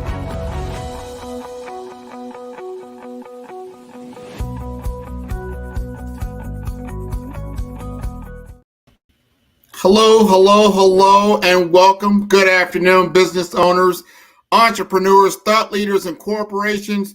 Welcome to the Black Business Network. My name is Grant McGall, CEO of 5-Star BDM. I am your business moderator for this afternoon on the Black Business Network. The Black Business Network is a 24-hour business network showcasing Black businesses, business owners, entrepreneurs, and thought leaders worldwide. We have speakers from North Carolina, London, Singapore, Africa, Japan, and cities all over the United States. The Black Business Network is a global community sharing its business knowledge to empower, inspire, and educate businesses about business. Our next speaker is a nationally respected digital marketing strategist, author, marketing software developer, and social media expert. Dr. T.L. Holmes is pouring his 20 plus years of professional experience and a rare passion for pulling the best out of people into his new company, a Nexus Media Group. This unique software development company offers user-friendly, cloud-based software products that help small businesses, corporations, website developers scale their company and digital assets in a major way. Dr. Holmes is most noted for the development of his ADA compliance software. Let's welcome Dr. T.L. Holmes to the Black Business Olympics. Hello there. How are you, Dr. Holmes? Man, I am fantastic. Listen, whenever I have the opportunity to speak with you guys, the Black Business Network, I am elated no matter where I am in the country. I will take time to speak to our people. That is what it's about. We love your passion. We love your enthusiasm. I'm going to get out of your way so you can share with us the knowledge and the wisdom and the experience that you have for us today. Genius is coming, and I'll see you on the other side. Hello, everyone. How are you guys doing? I'm sure you are doing fantastic. I just got back from Vegas at the Stellar Awards. We were doing some media things out there, and then we went to Florida. We're in New York. So one of the things that's so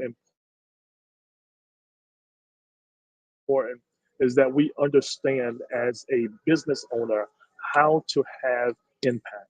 Now, you cannot have impact being the best kept secret. I'm sorry.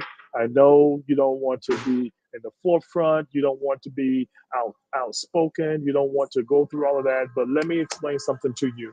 You have the opportunity to have massive impact as long as you're not the best kept secret.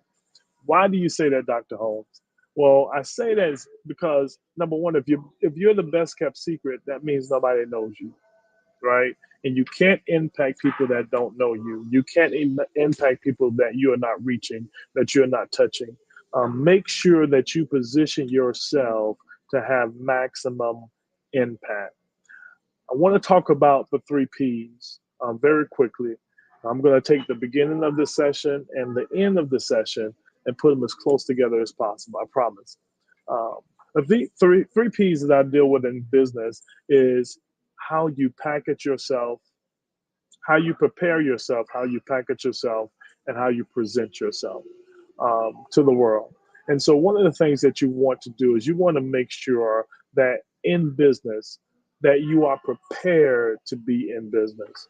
Um, Being prepared to be in business means that you know what you're doing, you've done the research, you have the infrastructure, you have the systems in place to allow you to have maximum impact, maximum exposure.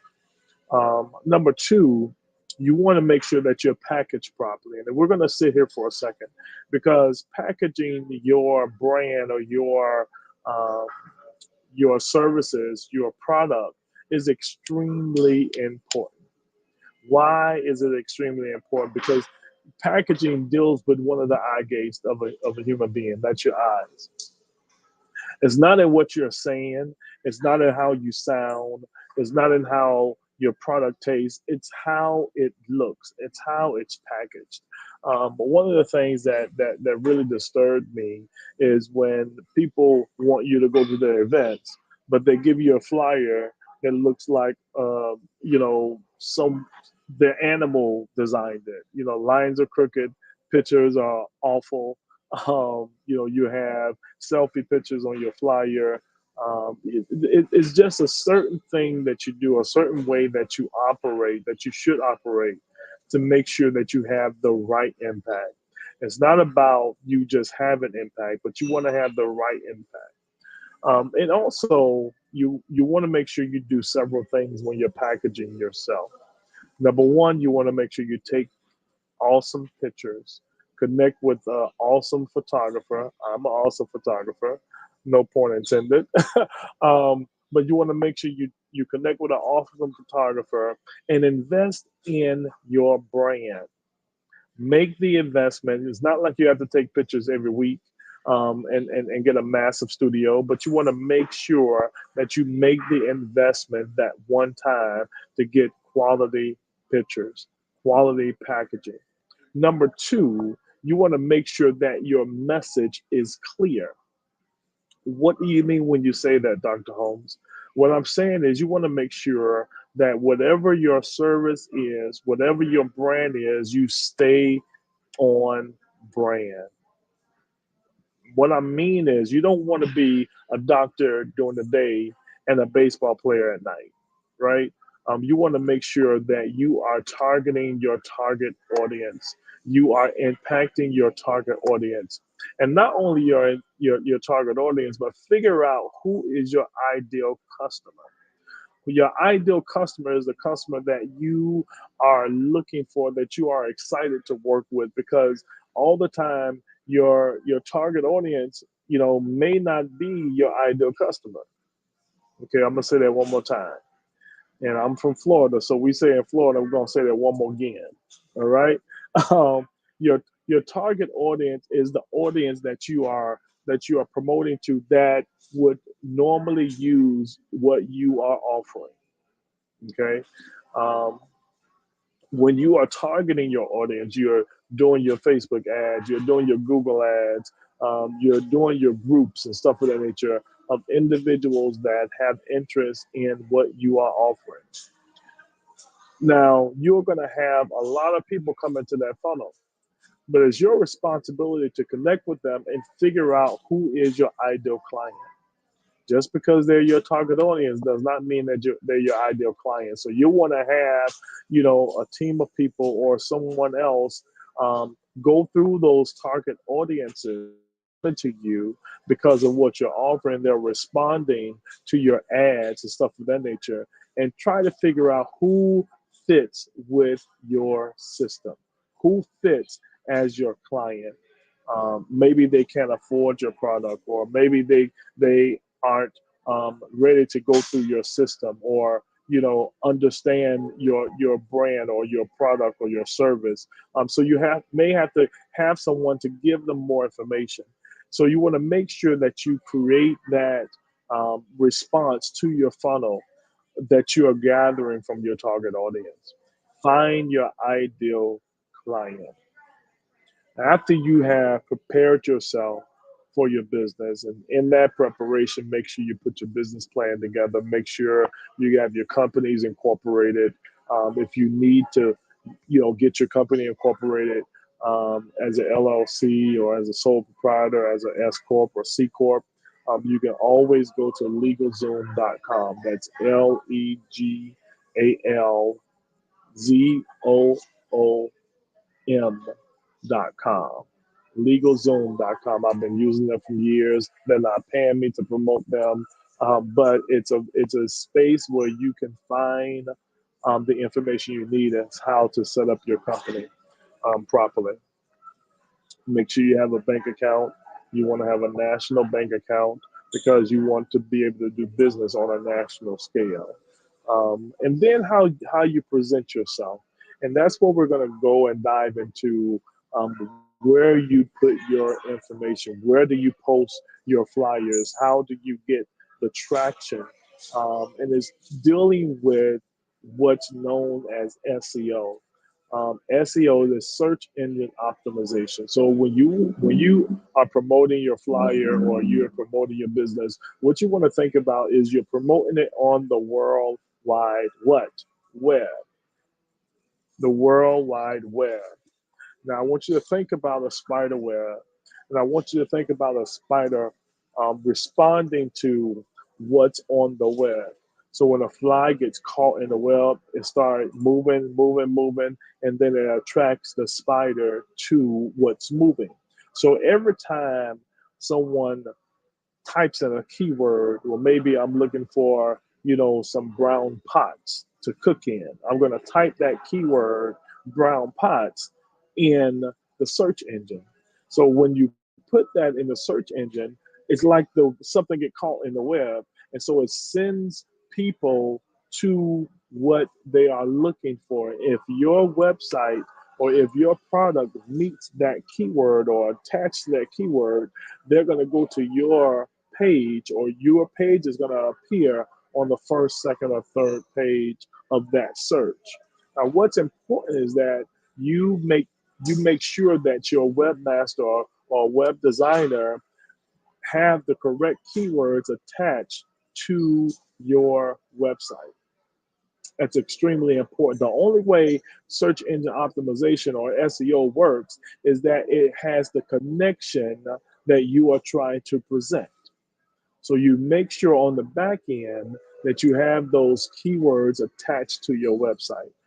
It's very easy to do if you have a Wix platform, if you have a WordPress platform. You can find that section that where you can optimize your website. Now, so one of the things that we have gotten into, and if you've listened to me, you've probably heard this before, but one of the things that we've gotten into is software development. So yes, we have about 23 software products. Our first product that we've released is called Annexus ADA. You see the website there by my name, annexusada.com. And so what that software does is it allows you to get the software to place on your website so that you are in compliance with the government. Listen to me very clearly. They're not telling you that you need this compliance, but they are enforcing this one by one, year by year, person by person. You won't find out if you're not compliant until you're hit with a lawsuit telling you you're not compliant. So you want, as a business owner, you want to be proactive and opposed to being reactive. Because when those lawsuits come, they're not coming to shake your hand. They're not coming to give you a warning. They're coming to hit your checkbook. Okay. And so we as a company, a Nexus Media Group, a Nexus Media Enterprises, have taken the stance to empower our Black businesses. We are informing you, number one, that you need to make sure that your website is compliant. Just like if you're building a construction, that they're going to have a compliance officer come and make sure you got the ramps, you have the electric doors, you have the ability to make sure that anyone with a disability have a great experience when they're on your property. And so what they've done is they have created that law. It's called Title III. And you can look at it and it lets you know that by law, you are required, if you're in business, to make sure your website is compliant. We have developed the software. We have developed the answer. We don't just give you the information or teach you how to do business with individuals that are disabled or what have you. We also can provide you with the tools you need to make sure that you are in compliance. Listen to me very closely. We are a Black-owned business, and we have created this product that's going to impact our businesses, our Black-owned business all across the country, all across the world. So if you need any information, you please contact me. You can go to my Facebook page. You can find me on Instagram. I'm online at Dr. T.L. Holmes. That's Dr.T.L. Holmes online. You can hashtag me, get in contact with me, and everyone that's taken the opportunity to sit and listen to me today talk about these things, talk about branding, talk about marketing, talk about SEO. I want to make sure that you, if you contact me, if you touch bases with me on my Facebook page, if you can't join if you can't be added, you can follow me. But reach out to me, hit me, send me a DM on Instagram, on Facebook. Let me know that you heard me on here, and I'm going to give you a special present. I'm going to give you a free gift from me to you. I have done a lot of work in making sure that I understand the principles of SEO, understand the principles of branding, of marketing, and what it takes to do that. And I have a gift that I want to give to you as part of being a part of the Black Business Network. I want to thank Dr. Kelly for allowing me this space to impart this wisdom, impart this information. Listen, we can be kings and queens. We can rule the world. We can occupy the world. We can make sure that we have dominion, but we have to have the right information. Knowledge is key. Knowledge is power. And listen to me, stay connected to the Black Business Network. stay connected to everything that they are doing, everything that they're saying. They're giving you real information. They're putting real people in front of you that have expertise in certain levels, areas of business that you can benefit from this. Listen, guys, we do this because we want to make sure that you have everything you need to be everything you need to be. Okay, thank you. This is Dr. T.L. Holmes, and thank you for your time. I hope I have had an impact in your life. Thank you.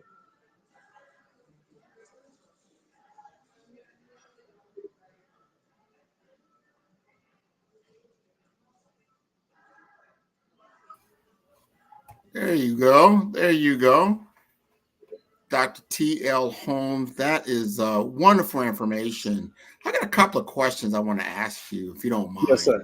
Yes, sir. Absolutely.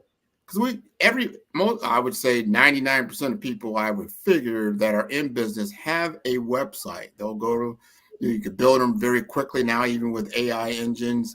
You can go to Wix, you can go to a website on WordPress, and they're putting them up.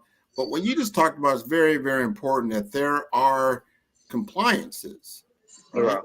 And yes, that their audits are probably being done. What are some of the common mistakes do you see that website owners are having? Well, number one, they're not coding their sites correctly, meaning when people are looking for certain products and services, they type in a keyword in Google. And if you ever looked up something in Google or Yahoo or AOL or what have you, you'll see a list of other names of other things come down. That's because that's what people are searching at that same moment. And so the search engines are live. They are living organisms that moves at the speed of light. So while you're searching, there's probably 10,000, 100,000, a million other people all across the world searching for the exact same thing, right? And so what you want to do as a business owner is make sure that your web designer put in keywords that's going to identify your company when people are searching. And so that's extremely important in search engine optimization and SEO. And that's how we kind of got into the Annex's ADA, the ADA compliance software, because once we started looking at SEO, we saw that the ADA compliance software to make sure that your website is in a position to cater to people with disabilities, that it was very keen in the SEO process, because if you have that software on your website, search engines like Yahoo and Google, they're going to prefer you over someone that don't have it, right? Because they want to send people to the proper website that had the proper information that people are looking for. Now, is that when you buy that from, it's a software, are you licensing it? Is it per seat? Tell us about the licensing model. So, great question. We're actually in talks with several organizations. We're in talks with several, major corporations that we are giving licenses for our software to. So, one of the things that we are interested in is we're developing a relationship with the Black Business Chamber of Commerce. And we are looking to give or license software. If anybody is a part of the chamber, make sure that your chamber president or the head of your chamber network get in contact with us, because we are making the software available, and we're also providing a grant for the software. It's called the Small Business Minority Grant, Technology Grant. The business minority business technology grant, my apology, to make sure that we can get this software in the hands of the people that need it. Number one, the main thing you want to make sure, or you want to think about, is our software is not, we're not the only company that's doing it. We're probably the only Black company that has developed the software, but we are we are basically in position to not have to charge an annual fee for this software. It's a one-time fee that you would pay. to get our software. We have a couple of different versions. We have the standard and we have the enhanced. The enhanced version allows for 32 points of compliances that we offer for that software. And, you know, people are being sued, companies are being sued. And if you do the research, you'll see where, you know, Hooters was sued, Target was sued. And these are very big lawsuits that people are companies are having to pay. We have solved that problem. Okay, we have solved that problem. We're in a position to make sure that you are compliant. You said it earlier. Yes, there are 95% of companies, of websites that are not compliant. And we don't want to be a sitting duck. Every day that you're not compliant is every day that someone can file a lawsuit. And that's when you're going to know that you're not compliant. So we're really just positioning ourselves to empower Black-owned companies to not have to be reactive, but they can be proactive. No, I love that, what you said, especially if you got any type of e-commerce site on there. If you're selling anything on the site, if you don't have like things like refund policies, you don't have all the different other pages that you need to have. There's different policies. You got our terms and conditions. If you don't have this kind of stuff, you might be in problem. Yes, you're right. Because one of my clients, Vontel, the glasses I'm wearing, Vontel Eyewear, and we do their marketing, and they were part of our beta testing, Vontel.com, and so they was approached by Spotify, and they had to have a whole lot of things to be a part of that platform, and ADA compliance was one of them. And so it was fortunate that they had ADA compliance and it was prevalent on their website. There's a widget that you can control, whether it's on the right or left. There is a widget that comes up and it has all of your compliances to make sure that if a person is visibly impaired, that there's a button you can click that makes it very easy for them to read the site. If the person is hearing impaired, we have those areas. If they're, dealing with epilepsy, we have that. If they're dealing with ADHD, we have that. So it's a lot of different areas that we're able to touch. And the good thing is, not only are you avoiding being sued, two other things that we like to highlight: it puts you in a position to now that you can do business with the disabled market, and that is a $600 billion industry. So you're now able to tap into that. And secondly, and a lot of people wouldn't know this, but it's also a tax write-off for your business. Getting this software, there is a tax write-off benefit for having this software. Why? Because it's the law. It's the law. So the government have incentives for you to make sure that you are compliant.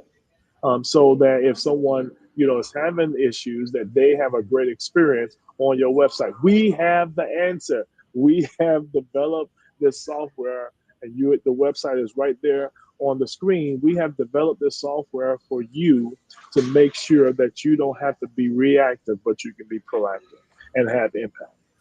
Well, what you just said is so important. Not only, yes, you need it, you need to have it, but then it opens up a whole new market for you. And oh, by the way, it's a tax write-off. These are all win-wins to become a no-brainer. Win-win. Absolutely. And we're so excited. We have the opportunity to. We're one of the speakers at BitCon this year, which is Blacks in Technology conference in Nashville in September. And so we're so excited to empower people with this information, because we own it. We own the front end, we own the back end. We're not a middleman, we're not an affiliate, but we are in position to empower people to be the best them. This is something that really allows us to bring a solution to the table and not more questions or not just information. No, and that's very critical. Let's solve the problem. And I like where you're going out to your target audience, whether it's like on the Black Business Network, you're going out to the chambers. You just mentioned Yes, sir. BIT. I encourage everybody to understand what BIT is, especially because technology is such a component of every business now. You need to really, you don't have to be a master in it, but you need to understand it. It's like you don't need to be a master in finance, but you need to understand money. You know, so all these things are important in marketing, as you stated so eloquently. You might have the best solution ever known to man, but if no one ever knows about it, they don't know about you.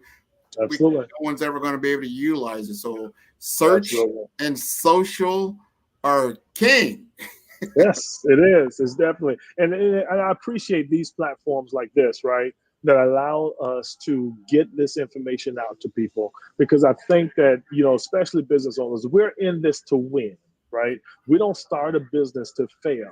And so having information, having platforms like the Black Business Network, the Olympics, is extremely important for business owners like me. I'm a business owner. I have a couple of different businesses, but one of the things that we lack is the right information, because people will tell you something and have you run around in circles and you're not getting results. We have to get results. If we plan on staying in business, we just got through COVID. If we're planning on staying in business, we have to get results. This software gets us results. And the wonderful thing about it, I need people to pay attention to what we're doing. If you don't follow me now on Instagram, on Facebook, on Twitter, wherever I am, you need to follow me, because now I told you that we have the ADA software, right? We have 22 other software products that we're about to release to the market, you know, and these software products allows you to maximize you as a end user, as a business owner, that you can click on the software and then go to our dashboard, and those SEO things that we're talking about, it will instantaneously put you in the position to where your SEO is maximized. Oh, I love that. Automation. Yeah, man, I love automation. We're so excited. We're so excited. We can't wait. There's a lot of things that's coming at the end of the year, but I need you to make sure that you stay connected to us. If you have a platform, if you have a magazine, if you're having a conference, I am open to speak. If you have a podcast, I'm open to speak. Get in contact with us on our social media platforms. If you can't find us, you can contact Black Business Network, and they know how to get a hold of us. But we're so excited. And thank you, Grant, man, for doing such a wonderful job today. Oh, no, without question. We're going to have you on the Follow the Brand podcast. I have a worldwide podcast. This is the type of information that needs to get out there. One more time, Dr. Holmes, one more time. Give us the Facebook, give us the website, give us and your email address, please. You could find us anywhere on social media at Dr. T.L. Holmes. That's DRTLHOLMES online. Anywhere on any social media platform. My handle is at DRTL Holmes, as HOLMES online. Anywhere that you have a platform on, and so it's so exciting. And thank you again for this time. Thank you for this opportunity. And like I said, guys, please get in contact with us. Find us, reach out to us, DM me, connect with me. I want to give you solutions. One of the things that we were, fortunate to write a book a couple of years ago, an ebook that talks about branding, and I want to give that to the audience. Awesome. If you contact me, if you get in touch with me, myself or my team, we will make sure that you get the link to our book. It's called Unidentified, Unlocking the Power of Your Brand. Nice. So it gives you, it's a very straightforward book. It gives you the 1, 2, 3s, the ABCs on how to make sure you maximize your brand so that you are not unidentified anymore. I love that. Do not be unidentified. Let's make ourselves visible. We've got to make ourselves visible and to be known. Thank you for being on today, this afternoon on the Black Business Network. This has been wonderful. Genius is common, and I'll see you on the other side.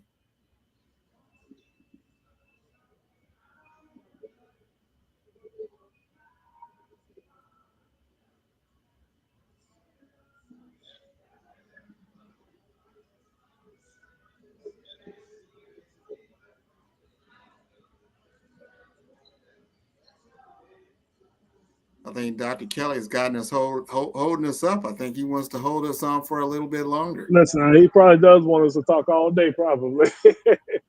But no, man. So you were saying something about your podcast and what you do. What is it that you do? What is your business? Well, my business is 5-Star BDM. That is for brand development masters. So I do a Okay. lot with business development and personal branding. And the Gotcha. whole point is to help small, mid-sized businesses, entrepreneurs, to really elevate their game. One of the biggest problems that we solve is in these account management and selling aspects of small businesses, that they are very, very good at what they know how to do. But if they've never done sales, they've never done business development, they don't know how to showcase themselves. That's what comes into the personal branding aspects of it. I help them. I have a strategy that I work with called the Brave framework. And I work with people along those lines. So anybody, I love what you do because you're developing all the brand assets. You understand the digital world at a high level, what it's taking. Everybody realizes now that going from this physical plane to the digital plane, and pretty soon this virtual plane, is very, very critical for today's business community. And that's how we're going to be successful. And we're going to close the gap in entrepreneurship. You're right. One of the things that stuck out with me during the COVID pandemic was all shut in. And so there's two things that we started doing. We started doing the software development, right? Because I wanted to give people tools that they can use to maximize this digital plane because everybody was home. And so because everybody was home, you have the usage of the internet went up 800%. Wow. It went up 800% during the COVID. And so now everybody is forced to use your computers to communicate, to work, to have meetings, to consult, to run your business. And so because it's so much in demand, we thought it would be important for us to create software to help you wade those digital waters. The second thing we did was we started creating courses, video courses, to teach people how to use software. You mentioned automation. We actually developed a course to teach people about Facebook analytics, Google analytics. We have an SEO certification course that we are developing. Where we have an entire book. I think the book is probably 200 or so pages, but it teaches you every aspect of what SEO is. And we actually have a course that we take you through that we can certify you as a SEO specialist. So it's amazing some of the things that we've been able to do. We have about 35 courses right now that we're going to bring to market very soon. And over. So you have a university. It's like a whole school. Sir. I mean, you're teaching. You're letting people know. You're not, like I said, you're not just talking about it. Information. I'm a big fan of applied knowledge. That's when you get me. When he's like, look, don't just tell me about it. Show me how to do it. I want to know how to do it, and then I can get in the game. So I like that. Yeah. And I think that's the way to go to really, my whole thing is really teaching people how to fish, as opposed to you depending on somebody to give you a fish. So if I can put the power in your hand, if I can get the knowledge in your hand and help you utilize it, you know what I'm saying? It's just like toys that kids get in Christmas. They'll play for a month and forget about it for the rest of the year. But you have to make sure that you said it earlier, apply knowledge. It's one thing to get knowledge, but it's another thing to apply the knowledge that you get. That's the only way that you have impact. That's the only way that you have make a difference. And you start scaling your business is you apply the information that you get. I 100% agree. We're definitely near the top of the hour. So I will say this again. Genius is common, and I'll see you on the other side. Awesome.